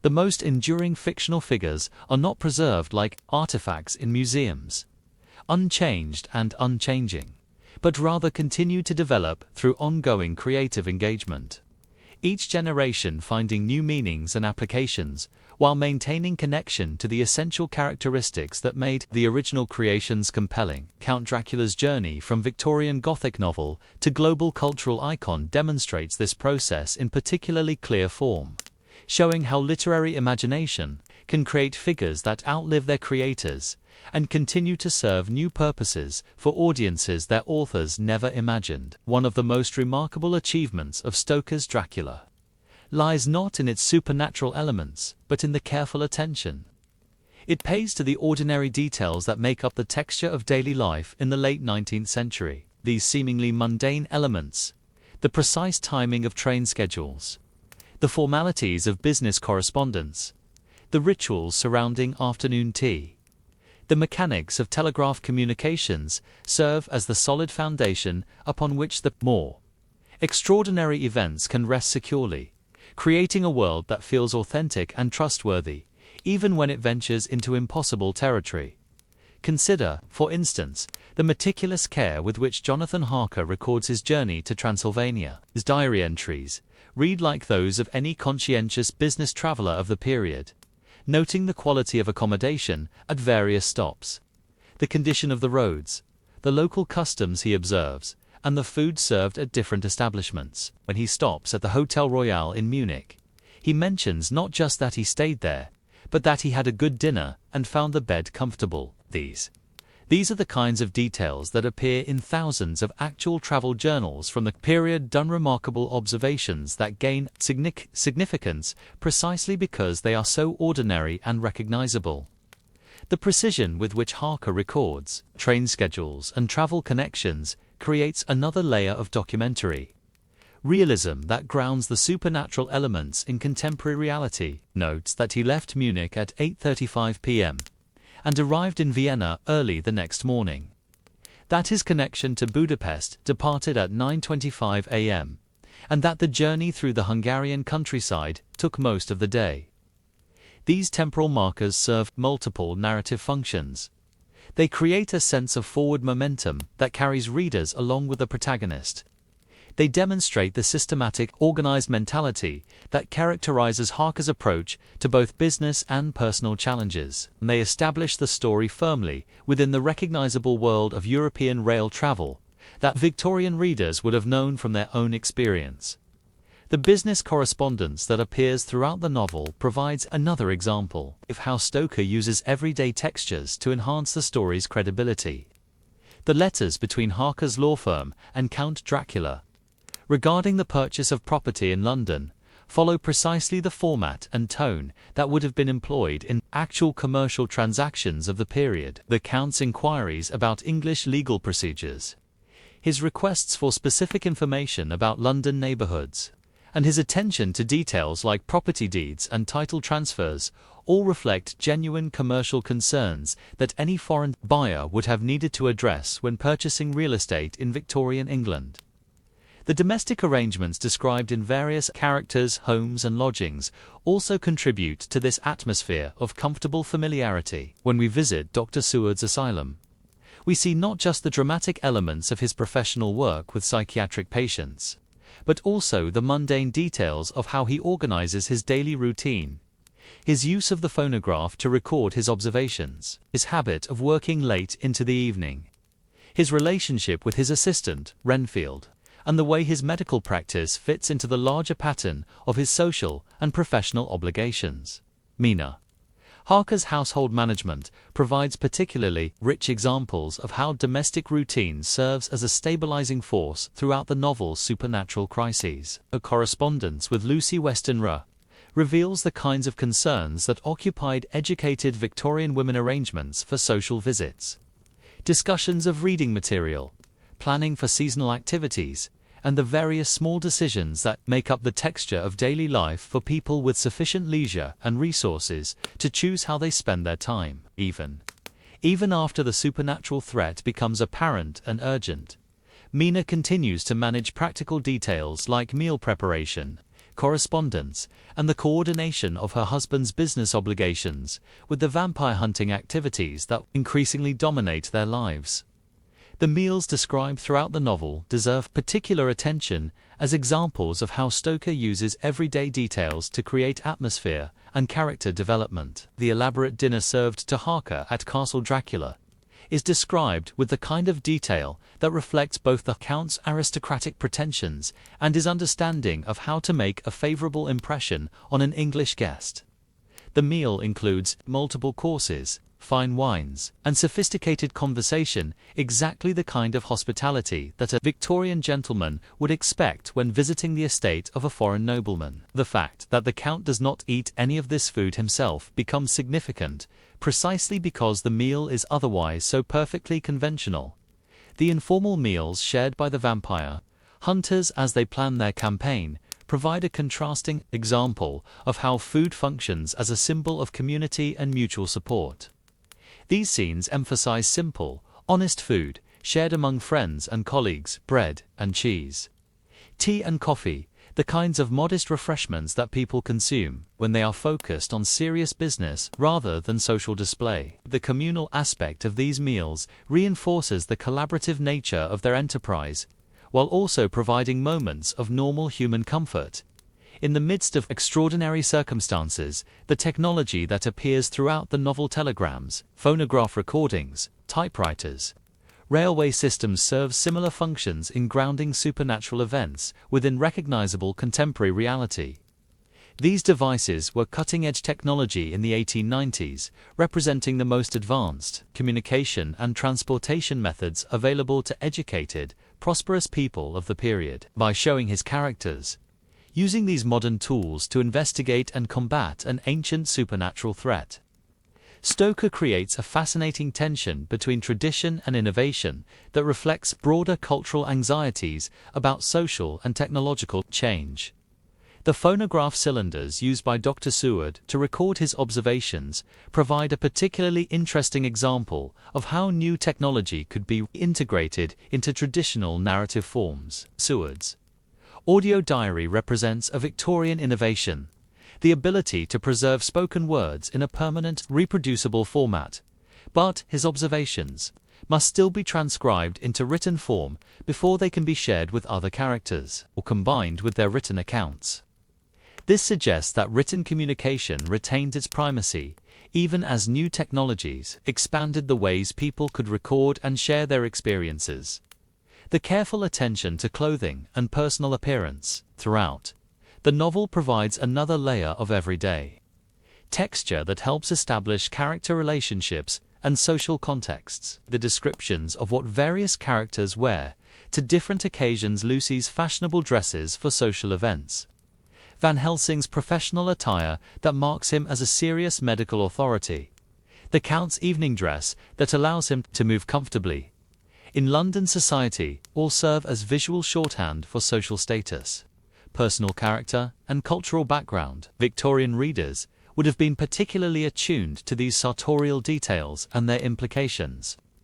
Using clothing as a way of understanding social relationships and personal motivations, the legal and administrative procedures that appear throughout the story, property transfers, wills and inheritances, institutional authorizations, police investigations reflect Stoker's understanding that supernatural threats would still need to be addressed within existing social and legal frameworks. The vampire hunters cannot simply abandon conventional society to pursue their supernatural enemy. Instead, they must find ways to work within established institutions while pursuing goals that most people would consider impossible or insane. This creates ongoing tension between the urgency of their supernatural mission and the careful, methodical procedures required by Victorian professional and legal standards. The medical procedures described in Dr. Seward's treatment of Lucy provide particularly detailed examples of how contemporary scientific methods could be applied to supernatural problems. The blood transfusions, the careful monitoring of vital signs, the consultation between medical colleagues, and the systematic observation of symptoms all follow proper medical protocols of the period.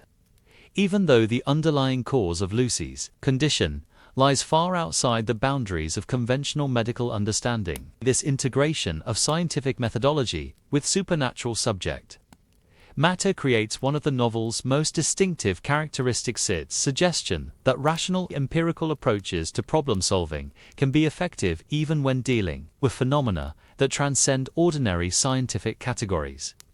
Perhaps most importantly, these everyday textures create opportunities for readers to rest comfortably within familiar territory.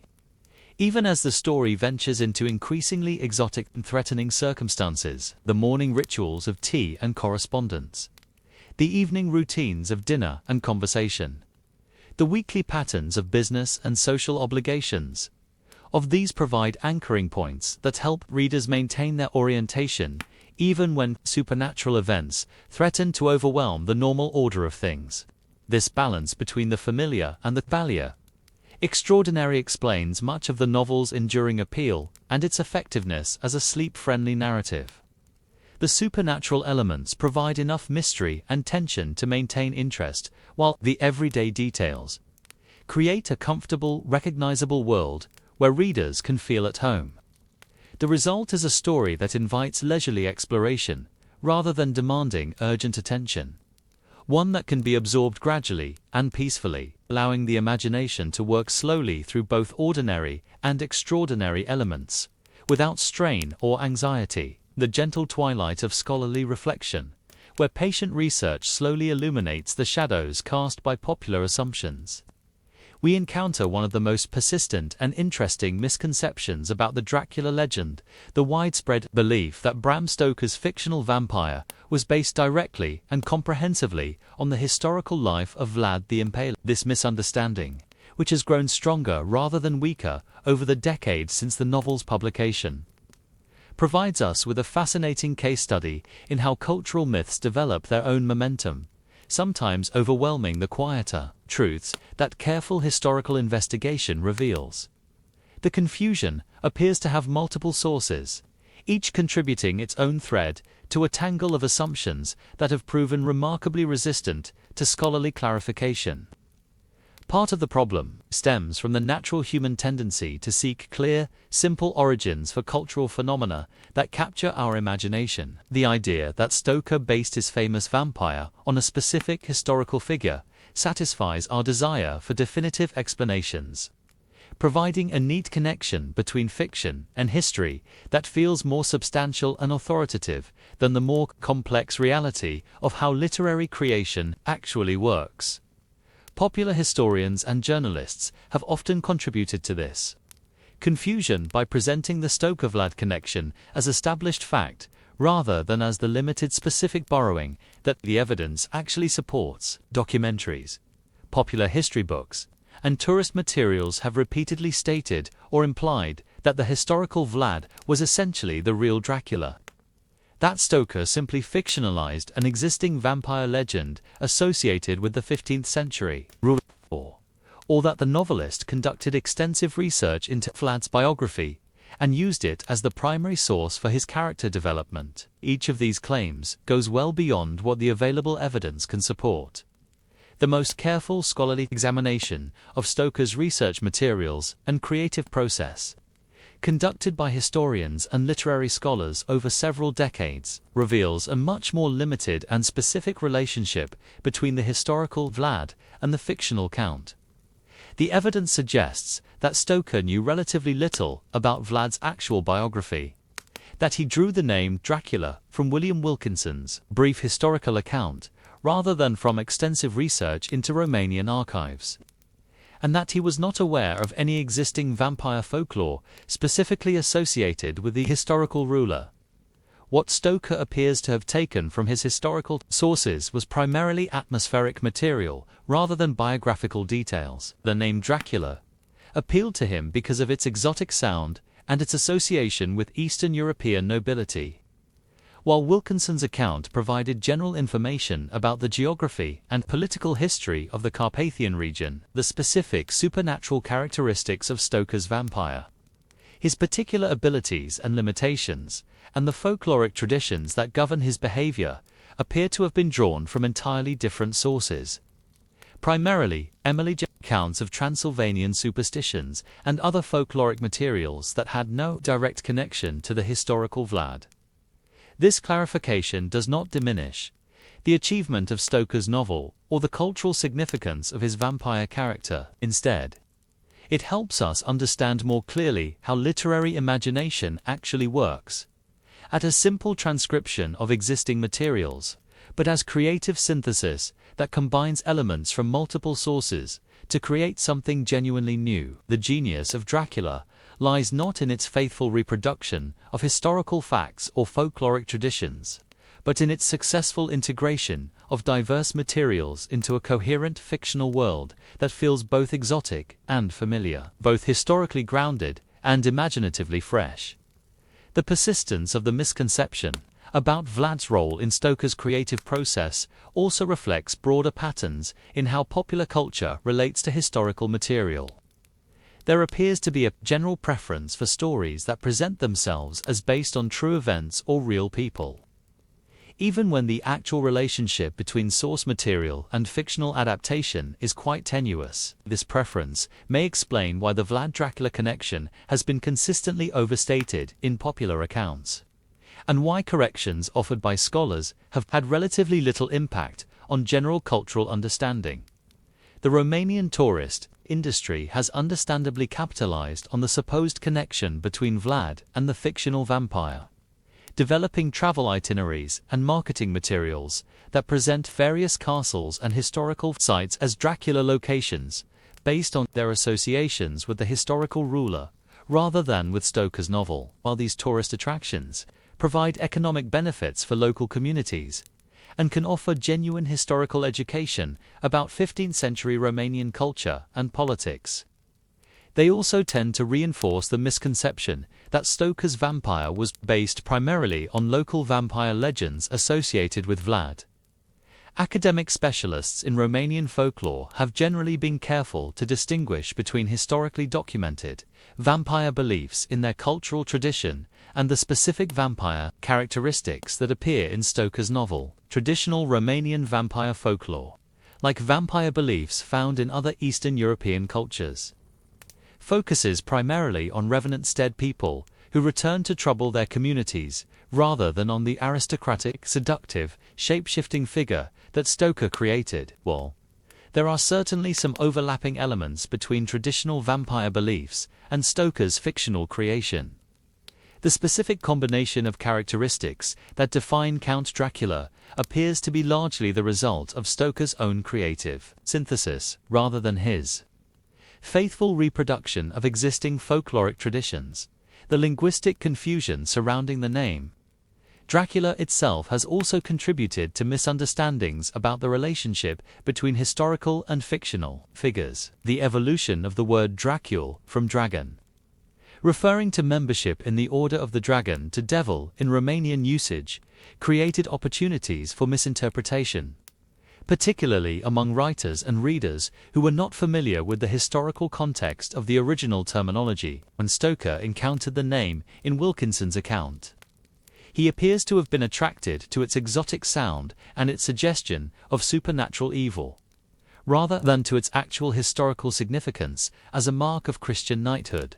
Modern Romanian cultural attitudes toward the Vlad Dracula association reflect interesting tensions between national pride in historical heritage and discomfort with supernatural stereotypes that may overshadow more serious appreciation of medieval Romanian culture and politics. Some Romanian intellectuals and cultural figures have expressed frustration that international interest in their history focuses disproportionately on vampire legends rather than on the genuine achievements and challenges of medieval Romanian civilization. Others have embraced the vampire connection as a source of international attention and tourist revenue that can support broader cultural preservation efforts.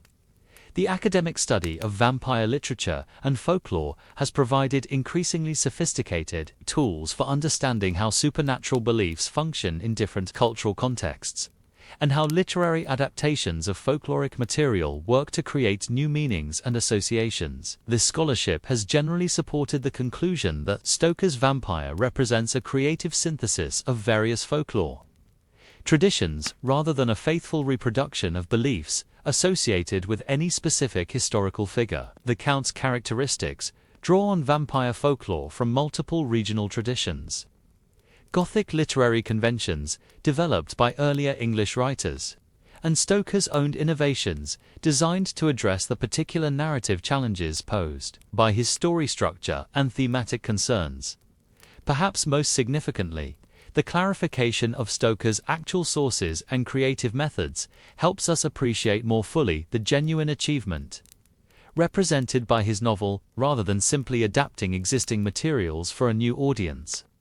Stoker created a vampire character who successfully integrated elements from diverse cultural traditions into a figure that could speak to specifically modern concerns about cultural change, technological development, and social transformation. As Count Dracula works effectively as a symbol of resistance to modernization, precisely because he represents a creative synthesis of traditional materials rather than a faithful reproduction of any single folkloric tradition. The persistent misunderstandings about the Stoke-Vlad connection also illustrate broader challenges facing anyone attempting to understand how cultural symbols develop and persist across time. Popular culture tends to simplify complex historical and literary relationships, creating clear narrative lines that may be more satisfying than accurate. Scholarly research often reveals much more complicated processes of cultural development, where multiple influences interact in ways that resist simple explanation or definitive documentation. The quiet atmosphere of evening reflection. We might consider how these misunderstandings and clarifications illuminate the broader question of how myths and legends relate to historical reality. The cultural power of the Dracula figure does not depend on its historical accuracy or its faithful reproduction of existing folklore traditions. Instead, its effectiveness lies in its ability to serve as a vessel for exploring contemporary concerns and anxieties, using traditional symbolic materials in ways that speak to present needs rather than past realities.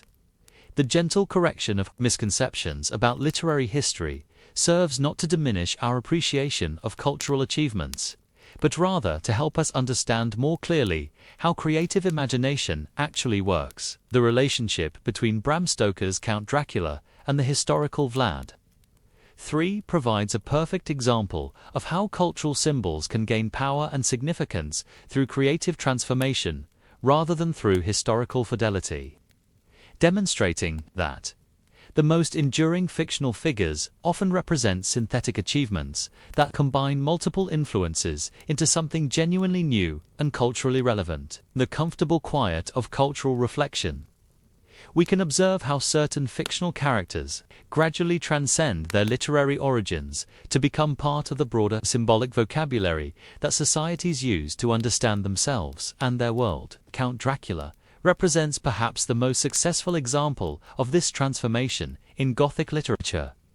Figure who began as the antagonist of a Victorian novel and evolved over more than a century into a cultural icon whose meaning and significance extend far beyond the specific story context in which he first appeared. This transformation from literary character to cultural symbol reflects several interconnected processes that operate gradually and often below the threshold of conscious awareness. The Count's visual image, the evening dress, the opera cape, the aristocratic bearing has become so standardized through repeated adaptation and interpretation that it functions as a kind of cultural shorthand, instantly recognizable even to people who have never read Stoker's original novel. This visual consistency has been maintained across different media and different historical periods, creating a stable symbolic foundation that allows the character to carry various meanings while remaining identifiably.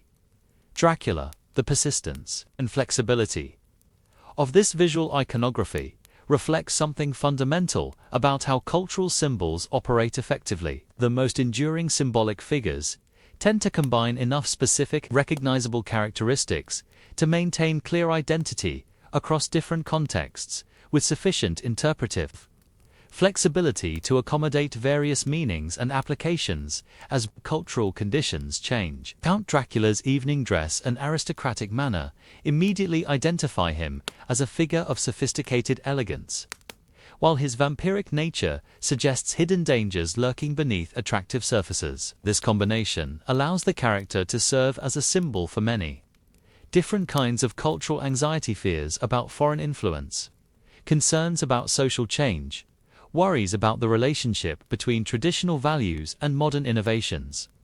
The Count's aristocratic status has proven particularly significant in his evolution as a cultural figure. Unlike monsters who represent forces completely outside human society, Dracula embodies threats that emerge from within existing social structures. His title and noble bearing allow him to move comfortably in respectable society, gaining access to victims and exercising influence in ways that would be impossible for more obviously threatening monsters. This characteristic has made him an effective symbol for various kinds of insider threats, political subversion, economic manipulation, Cultural corruption where danger comes not from obviously alien forces, but from familiar figures who have hidden agendas or divided loyalties. The sexual dimensions of the vampire's appeal, which were present but relatively subtle in Stoker's original novel, became increasingly prominent as the character evolved through 20th century adaptations. This emphasis reflected broader cultural changes in attitudes toward sexuality and social conventions. But it also highlighted aspects of the vampire mythology that had always carried erotic implications: the intimate nature of the vampire's feeding, the willing submission of many victims, and the physical transformation that vampirism involves, all suggested sexual metaphors that later interpreters made increasingly explicit. This sexual interpretation of the vampire character proved particularly effective during periods when social attitudes towards sexuality were changing rapidly, allowing the Count to serve as a symbol for both liberation from traditional constraints and anxiety about the dangers such liberation might entail. The vampire's combination of irresistible attraction and ultimate destruction provided a perfect metaphor for cultural ambivalence about sexual freedoms, simultaneously representing the appeal of transgressing conventional boundaries and the fear that such transgression might lead to personal and social disaster. The Count's foreign origins have also contributed significantly to his effectiveness as a cultural symbol, particularly in contexts where immigration, cultural diversity, and national identity have been subjects of public concern. His aristocratic Eastern European background allows him to embody both the attraction of exotic sophistication and the threat of foreign contamination. This dual significance has made him useful for exploring various forms of cultural anxiety about otherness, sometimes representing legitimate fears about actual threats, sometimes symbolizing irrational prejudices that need to be recognized and overcome. During the Cold War period, for instance, vampire narratives often carried obvious political overtones, with Eastern European vampires representing the threat of communist infiltration and ideological corruption. The vampire's ability to convert victims to his own condition provided a perfect metaphor for fears about how communist ideas might spread through Western societies, while the collaborative effort required to defeat vampires suggested the importance of democratic cooperation in resisting totalitarian threats. More recent interpretations have used the vampire figure to explore issues related to disease, addiction, and environmental destruction areas where the vampire's parasitic nature and need for constant consumption provide relevant metaphorical frameworks. The AIDS epidemic of the 1980s and 1990s created new contexts for understanding vampire narratives as stories about contagion and social responsibility, while contemporary concerns about consumer culture and environmental sustainability have generated vampire stories that focus on themes of overconsumption and resource depletion. The global spread of vampire imagery and narrative frameworks has also created opportunities for different cultural traditions to adapt the Count's basic characteristics to address their own specific concerns and symbolic needs. Japanese vampire media, for instance, often emphasize themes of honor, duty, and spiritual purification that reflect traditional values while using recognizably Dracula-esque visual and narrative elements. Latin American vampire stories frequently incorporate elements from indigenous folklore and Catholic theology, creating hybrid narratives that speak to particular regional experiences, while maintaining connection to the broader international vampire tradition. The commercialization of the Dracula image has created another layer of cultural significance that coexists somewhat uneasily with the character's more serious symbolic functions. Count Dracula's face has appeared on everything from breakfast cereals to Halloween decorations, transforming a gothic villain into a recognizable brand that can be used to sell products and attract consumer attention. This commercial appropriation has the paradoxical effect of both trivializing the character and simultaneously reinforcing his cultural omnipresence. The Count's presence in educational contexts, from children's books that introduce young readers to classic literature, to university courses that analyze vampire narratives as expressions of cultural anxiety, has also contributed to his status as a cultural figure whose significance extends beyond entertainment into areas of formal cultural transmission. Teachers use vampire stories to discuss topics ranging from literary technique to social history, while students encounter the Count as both a source of enjoyment and an object of academic study. The academic analysis of vampire literature and film that developed during the later decades of the 20th century provided new frameworks for understanding the cultural significance of figures like Count Dracula. Psychoanalytic criticism explored the character's representation of repressed desires and unconscious fears. Marxist analysis examined vampire narratives as expressions of class conflict and economic exploitation. Feminist scholarship investigated the gender dynamics embedded in vampire-victim relationships. Post-colonial criticism analyzed vampire stories as reflections of cultural encounters between dominant and subordinated groups. This scholarly attention has enhanced rather than diminished the Count's cultural significance, providing intellectual frameworks that legitimate serious engagement with popular culture materials, while also revealing the complex ways in which entertainment narratives can carry substantial cultural meaning. The result has been a kind of cultural feedback loop, where academic analysis increases awareness of the vampire figure's symbolic significance, which in turn influences how creators approach vampire narratives, which generates new material for academic study. Perhaps most importantly, the Count's evolution as a cultural figure demonstrates how fictional characters can become vehicles for ongoing cultural conversations about issues that societies find difficult to address directly. The vampire's supernatural characteristics provide a safe distance from which to explore potentially threatening topics: sexuality, death, cultural change, political conflict, while his human-like qualities ensure that these explorations remain relevant to actual human experience. In the gentle evening light of cultural reflection, we can see that Count Dracula's transformation from Victorian Gothic villain to international cultural icon illustrates fundamental processes by which societies create and maintain the symbolic vocabularies they use to understand their world. The character's enduring popularity reflects not just the effectiveness of Stoker's original creation, but also the ongoing relevance of the concerns and anxieties that vampire narratives allow us to explore safely and productively.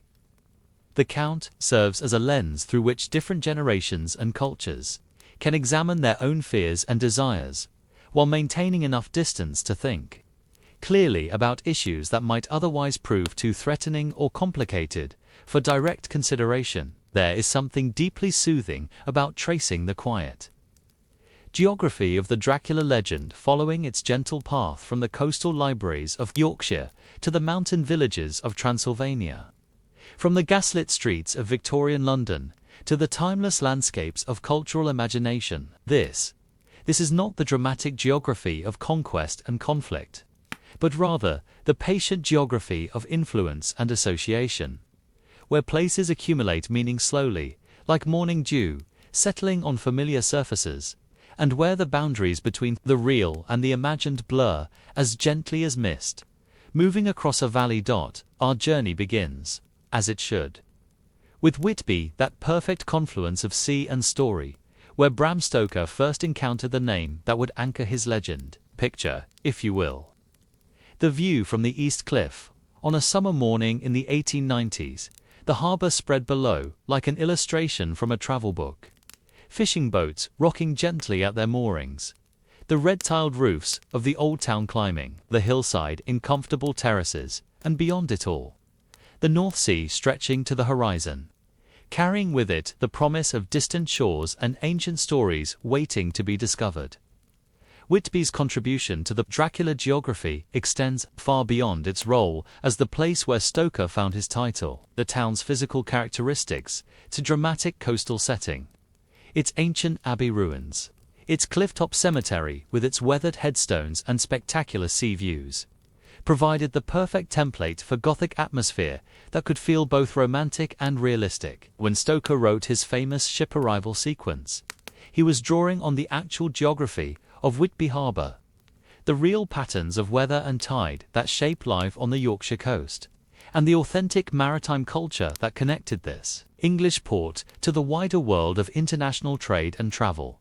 The abbey ruins themselves deserve particular attention in any mapping of the legend's geography. These 13th century remains, perched high above the town and visible from miles out to sea, represent exactly the kind of picturesque decay that Gothic sensibility found irresistible, but they also embody something more specific and local: the particular history of English monasticism, the specific story of how the Reformation transformed the religious landscape, and the unique way that Yorkshire coastal communities have always balanced practical maritime concerns with romantic appreciation of their dramatic natural setting. From Whitby, our gentle journey carries us across the North Sea to the continent, following the same trade routes that connected Victorian England to Central and Eastern Europe. This is not the geography of political maps with their sharp borders and official boundaries, but rather the softer geography of cultural connection and commercial relationships, the network of ports, railways, and postal routes that made it possible for ideas, stories, and people to move gradually from one region to another, carrying with them the materials that would eventually be woven into new legends and new understandings. The railway lines that carried Jonathan Harker from London through Paris, Munich, and Vienna to Budapest represent one of the most significant geographical realities of the late 19th century.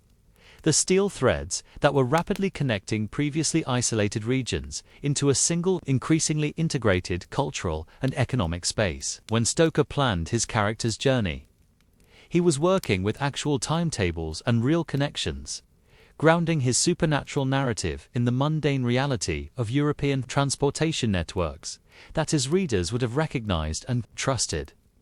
This attention to transportation geography serves multiple narrative purposes, but it also reflects a broader cultural fascination with how new technologies were shrinking distances and making previously remote places accessible to ordinary travelers. The Count's ability to move from Transylvania to London, following conventional transportation routes, suggests that supernatural threats could exploit the same networks that facilitated legitimate commerce and communication, a concern that would prove remarkably prophetic as the 20th century developed.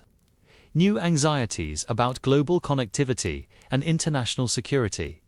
The Transylvania that emerges from Stoker's geographical imagination represents a particularly interesting example of how literary creation can transform real places into symbolic landscapes. The historical Transylvania of the 1890s was a province of the Austro-Hungarian Empire, connected to Vienna and Budapest by regular postal and transportation services, administered by modern bureaucratic systems, and inhabited by educated populations who participated in contemporary European intellectual and cultural life. Stoker's Transylvania, while based on careful research into the region's actual geography and folklore, emphasized elements that made it seem more remote and mysterious than contemporary reality would have supported. The Carpathian Mountains that dominate Stoker's Transylvanian landscape provide the perfect geographical foundation for Gothic atmosphere: dramatic peaks, deep valleys,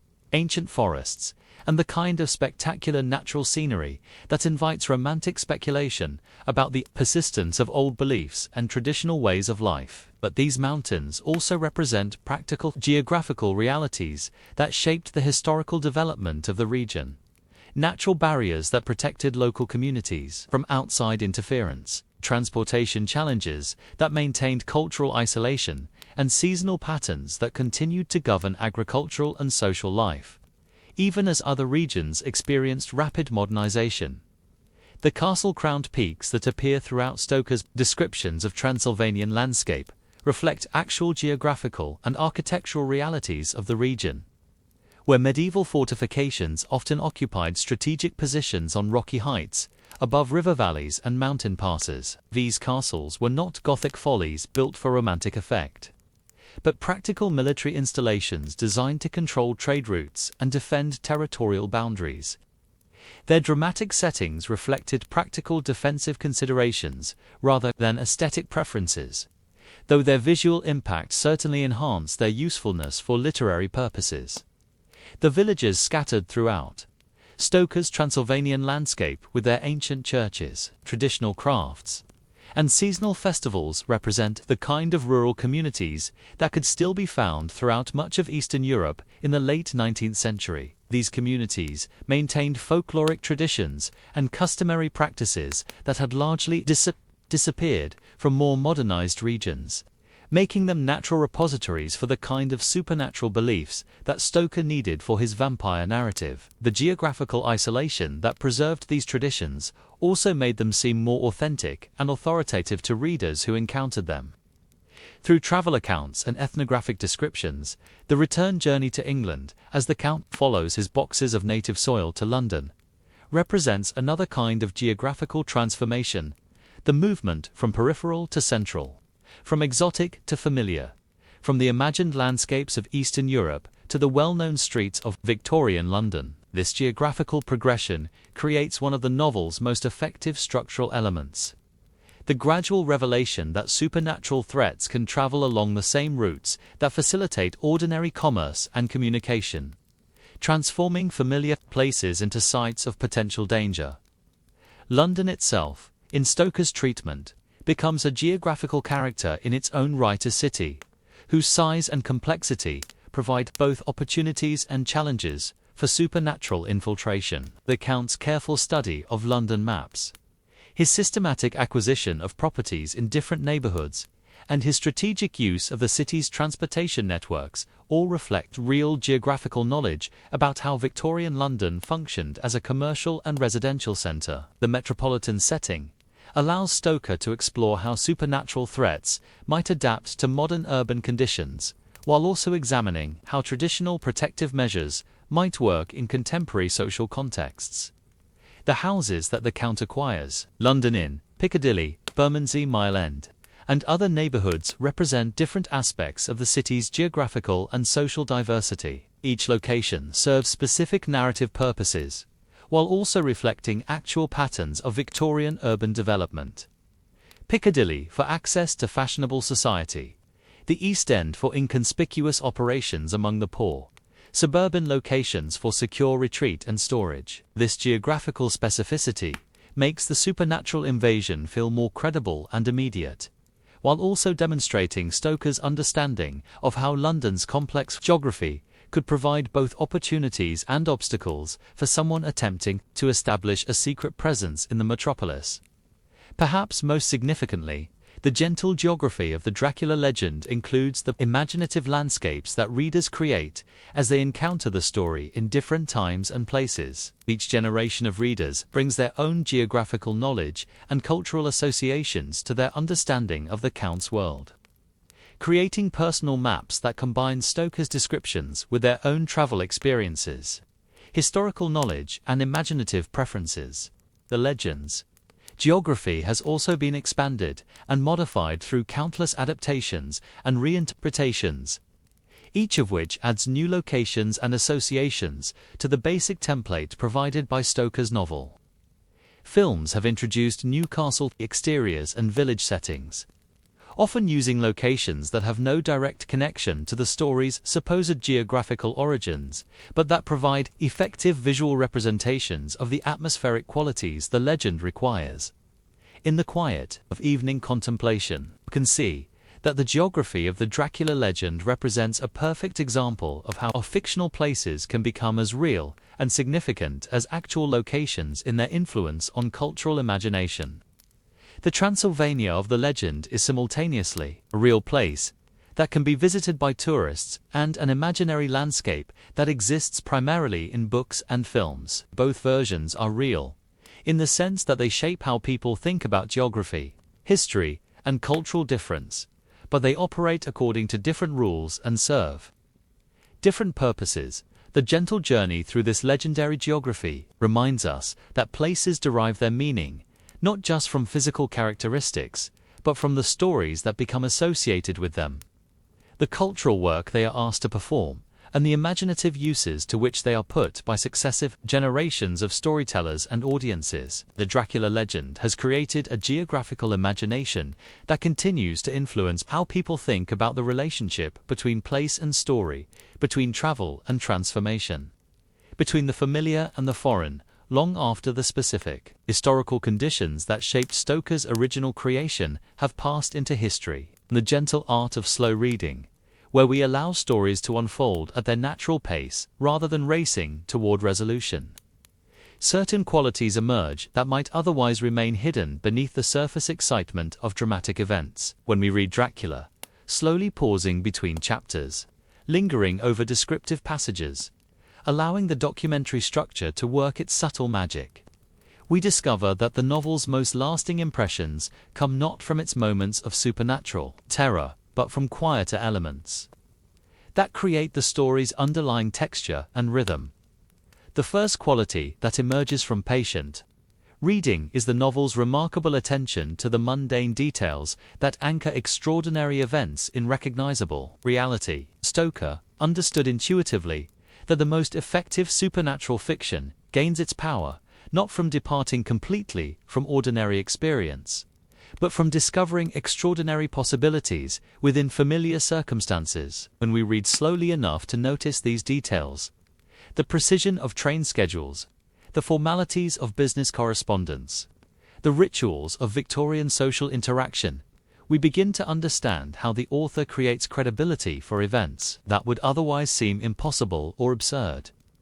This grounding in everyday reality serves multiple functions that become apparent only when we resist the temptation to skip quickly past seemingly ordinary passages in search of more dramatic moments. The careful documentation of travel arrangements, the meticulous recording of dates and times, and the patient description of weather conditions and seasonal changes all work together to create what we might call a documentary foundation that makes the supernatural elements feel like genuine discoveries rather than arbitrary fictional inventions. The epistolary structure of the novel rewards slow reading particularly well, because it requires us to experience the story as the characters themselves experienced it gradually, through partial revelations and incomplete information, without the benefit of omniscient perspective that might allow us to understand events before the protagonists do. When we read quickly, we might miss the subtle ways in which different characters' accounts complement and contradict each other, creating a complex picture that emerges only through careful comparison and synthesis. Mina Harker's role as editor and compiler becomes particularly significant when we read slowly enough to appreciate the intellectual work she performs.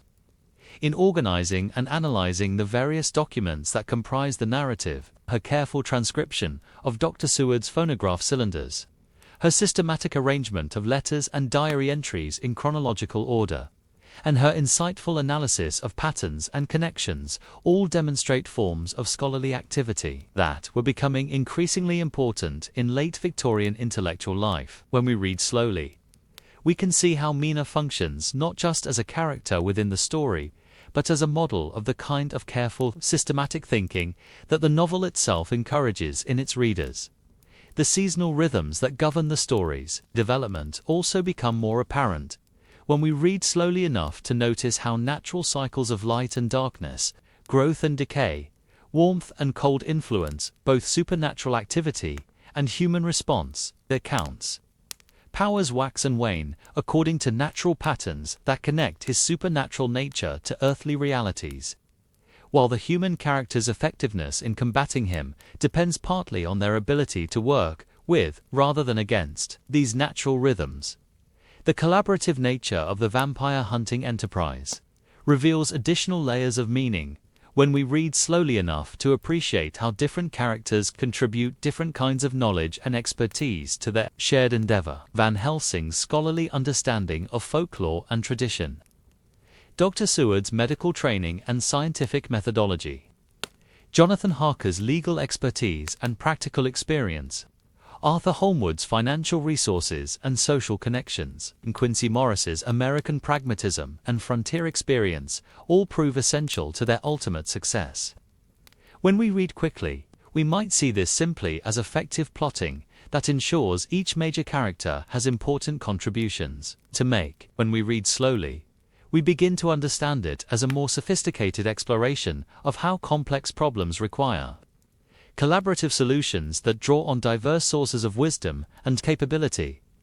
The novel's treatment of technology, phonographs, typewriters, modern transportation and communication systems gains additional significance. When we read slowly enough to notice how these innovations both enable and complicate the character's response to supernatural threats. The vampire hunters use cutting-edge technology to coordinate their activities and share information, but they also discover that traditional methods and ancient wisdom remain essential for understanding and combating their ancient enemy. This balance between innovation and tradition becomes one of the story's most interesting themes when we read slowly enough to notice how it develops throughout the narrative. The psychological depth of the main characters emerges more clearly when we read slowly enough to follow their emotional and intellectual development over the course of the story. Jonathan Harker's transformation from naive young solicitor to experienced vampire hunter. Lucy Westenra's gradual succumbing to supernatural influence. Mina's evolution from dutiful Victorian wife to intellectual leader of the vampire hunting group. Dr. Seward's movement from scientific skepticism to acceptance of supernatural reality. All unfold gradually through small details and subtle changes that might be missed by readers who focus primarily on dramatic events. The class and gender dynamics that shape relationships between characters also become more apparent through slow reading that allows us to notice how Victorian social conventions both enable and constrain different characters' ability to contribute to their shared mission. The novel's treatment of women's intellectual capabilities.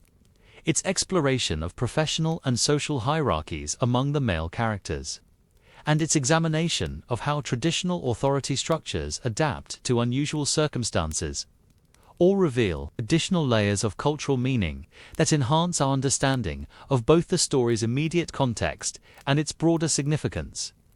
The geographical imagination that connects English and Eastern European settings gains additional richness when we read slowly enough to appreciate how different locations serve different narrative and symbolic functions. Whitby's role as a liminal space where foreign influences enter English experience. Transylvania's function as a repository of ancient traditions and supernatural beliefs. London's significance as a centre of modern commercial and professional life. The various intermediate locations that connect these primary settings all work together to create a coherent geographical framework that supports the story's thematic development. Perhaps most significantly, slow reading reveals the novel's essential gentleness, its treatment of even supernatural threats as problems to be understood and solved through patient investigation, rather than as sources of pure terror to be escaped or destroyed through violence. The vampire hunters approach their unusual situation with the same methodical, collaborative techniques they would apply to any other complex challenge. And their ultimate success depends more on careful planning and systematic execution than on dramatic heroics or supernatural intervention. This underlying gentleness helps explain why Dracula works particularly well as a bedtime story or sleep-friendly narrative. Despite its reputation as a horror novel, the book's actual tone is much more measured and reassuring than frightening. The supernatural threats it presents are serious but manageable. The protagonists are competent and resourceful, and the collaborative effort required to address unusual challenges provides a model of effective problem-solving that readers can find both entertaining and comforting. The qualities that emerge from slow reading: attention to everyday detail, appreciation for collaborative effort, respect for both traditional wisdom and modern innovation, understanding of how patient investigation can solve even supernatural mysteries, contribute to the novel's enduring appeal and its effectiveness as a story that invites contemplation rather than demanding immediate emotional response. These are the elements that remain strongest in memory, long after the specific details of plot and character have faded, creating the lasting impression of a story that treats its readers as thoughtful partners in the process of discovery, rather than passive consumers of manufactured excitement. In the quiet satisfaction of having read slowly and thoroughly, we can appreciate how Dracula exemplifies the rewards that come from approaching literature with patience and attention rather than haste and superficiality. The novel's greatest achievement lies not in its ability to shock or frighten, but in its demonstration that even the most extraordinary circumstances can be understood and addressed through the same qualities of careful observation, systematic thinking, and collaborative effort that prove effective in ordinary life. As we reach the gentle end of our long evening's journey through the legend of Dracula, it seems fitting to pause here in the comfortable quiet of reflection. Like travelers who have walked a familiar path and now find themselves back where they began, but with their understanding deepened by the experience of careful attention and patient observation, we have moved slowly through libraries and landscapes, through historical documents and cultural transformations, following the quiet threads that connect a name found in an old book to a character who has become part of our shared cultural vocabulary. What we've discovered in this unhurried exploration is that the most enduring stories often grow not from sudden inspiration or dramatic revelation, but from the patient accumulation of small details, gentle associations, and the kind of slow synthesis that happens when imagination has time to work through materials without pressure or haste. Bram Stoker's creation of Count Dracula exemplifies this process, perfectly showing us how a single name encountered in a seaside library could gradually collect around itself elements drawn from folklore and travel writing, from contemporary technology and ancient traditions, from personal observation and scholarly research, until these diverse materials had somehow arranged themselves into a figure that feels both exotic and familiar, both historically grounded and timelessly relevant. The journey we have taken together from the reading room in Whitby, where Stoker first found his title, through the mountain villages of Transylvania, where vampire folklore had developed over centuries, to the London streets where a Victorian novelist imagined how ancient supernatural threats might adapt to modern urban conditions, illustrates something fundamental about how cultural meaning develops and persists. Stories do not simply appear fully formed, nor do they remain unchanged once they have been created. Instead, they continue to evolve through ongoing encounters between past materials and present needs, between established traditions and contemporary concerns, between individual creativity and collective imagination. The Dracula legend demonstrates this evolutionary process with particular clarity because we can trace its development through multiple historical phases, each of which has added new layers of meaning while maintaining connection to essential characteristics that make the figure recognizable across different contexts and adaptations, from Stoker's original novel through countless theatrical, cinematic, and literary reinterpretations. Count Dracula has served as a vessel for exploring changing cultural anxieties while retaining the basic qualities that made him compelling in the first place.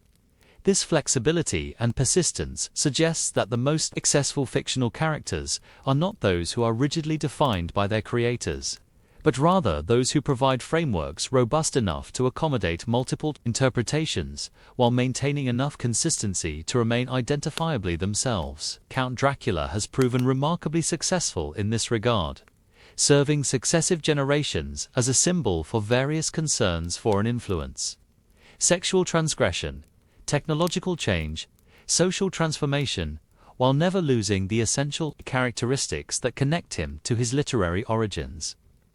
The geographical dimension of our exploration has revealed how stories can create their own landscapes, transforming real places into symbolic territories that exist simultaneously in physical geography and cultural imagination. The Transylvania of the Dracula legend is both an actual region of Eastern Europe that tourists can visit, and an imaginary landscape that exists primarily in books and films. Both versions are real in the sense that they influence how people think about place and story, but they operate according to different rules and serve different purposes. Our examination of historical sources and scholarly research has shown how cultural myths often develop their own momentum, sometimes overwhelming. The quieter truths that careful investigation reveals. The widespread belief that Stoker based his vampire directly on the historical Vlad. The Impaler illustrates how popular culture tends to create clear, simple explanations for complex phenomena, even when the actual relationships are more limited and specific than general assumptions suggest. Understanding these processes helps us appreciate both the power of cultural myths and the importance of maintaining scholarly standards for evaluating historical claims. The documentary structure of Stoker's novel, which presents the story as a collection of letters, diary entries, newspaper clippings, and other authentic-seeming documents, has proven to be one of its most influential innovations. This epistolary approach creates a reading experience that feels more like discovery than invention, more like historical research than fictional entertainment. The technique has been widely imitated because it provides an effective method for making extraordinary events feel credible and immediate. Grounding supernatural narratives in the familiar world of everyday communication and documentation.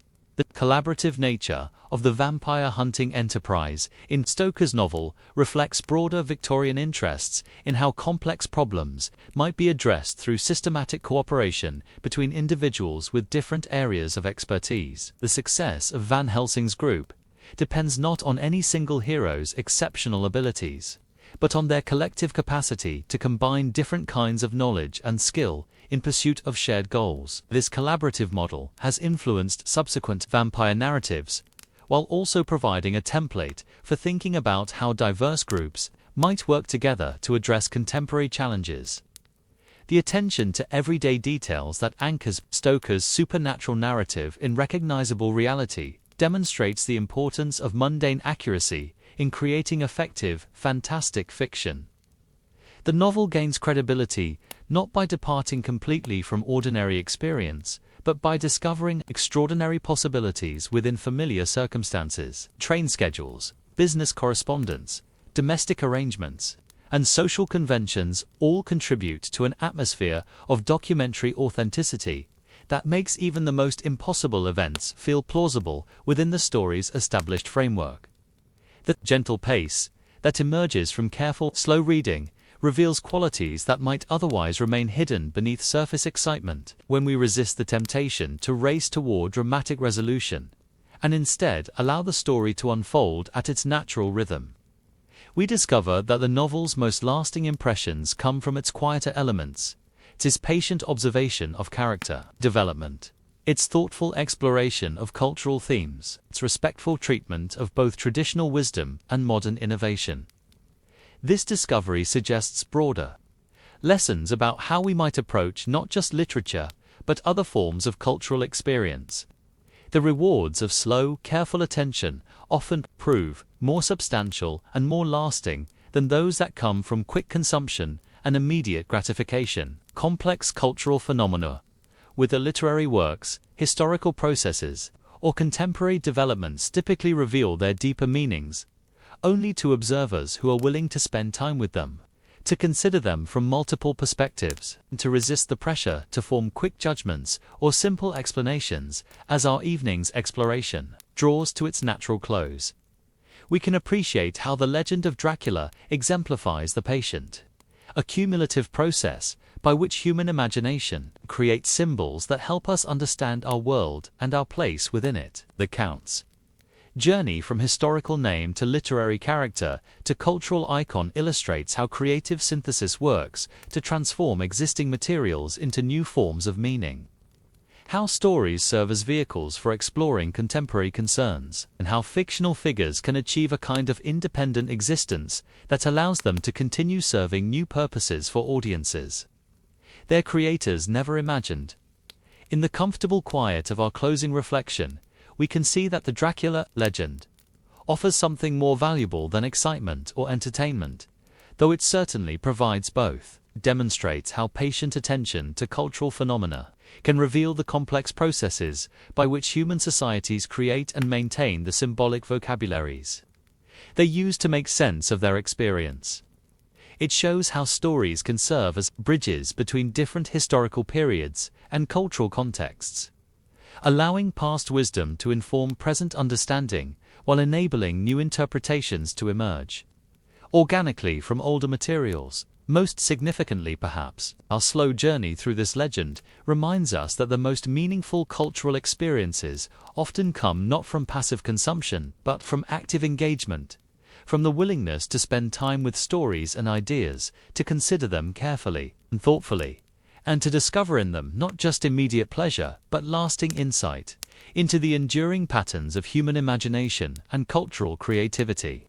The legend of Dracula, encountered in this spirit of patient attention and gentle exploration, becomes not just a story about supernatural threats and Victorian anxieties, but a meditation on how human imagination transforms the materials of experience into forms of understanding that can be shared across time and culture, providing each generation with tools for comprehending both the familiar challenges of daily life and the mysterious possibilities that lie just beyond the boundaries of ordinary experience.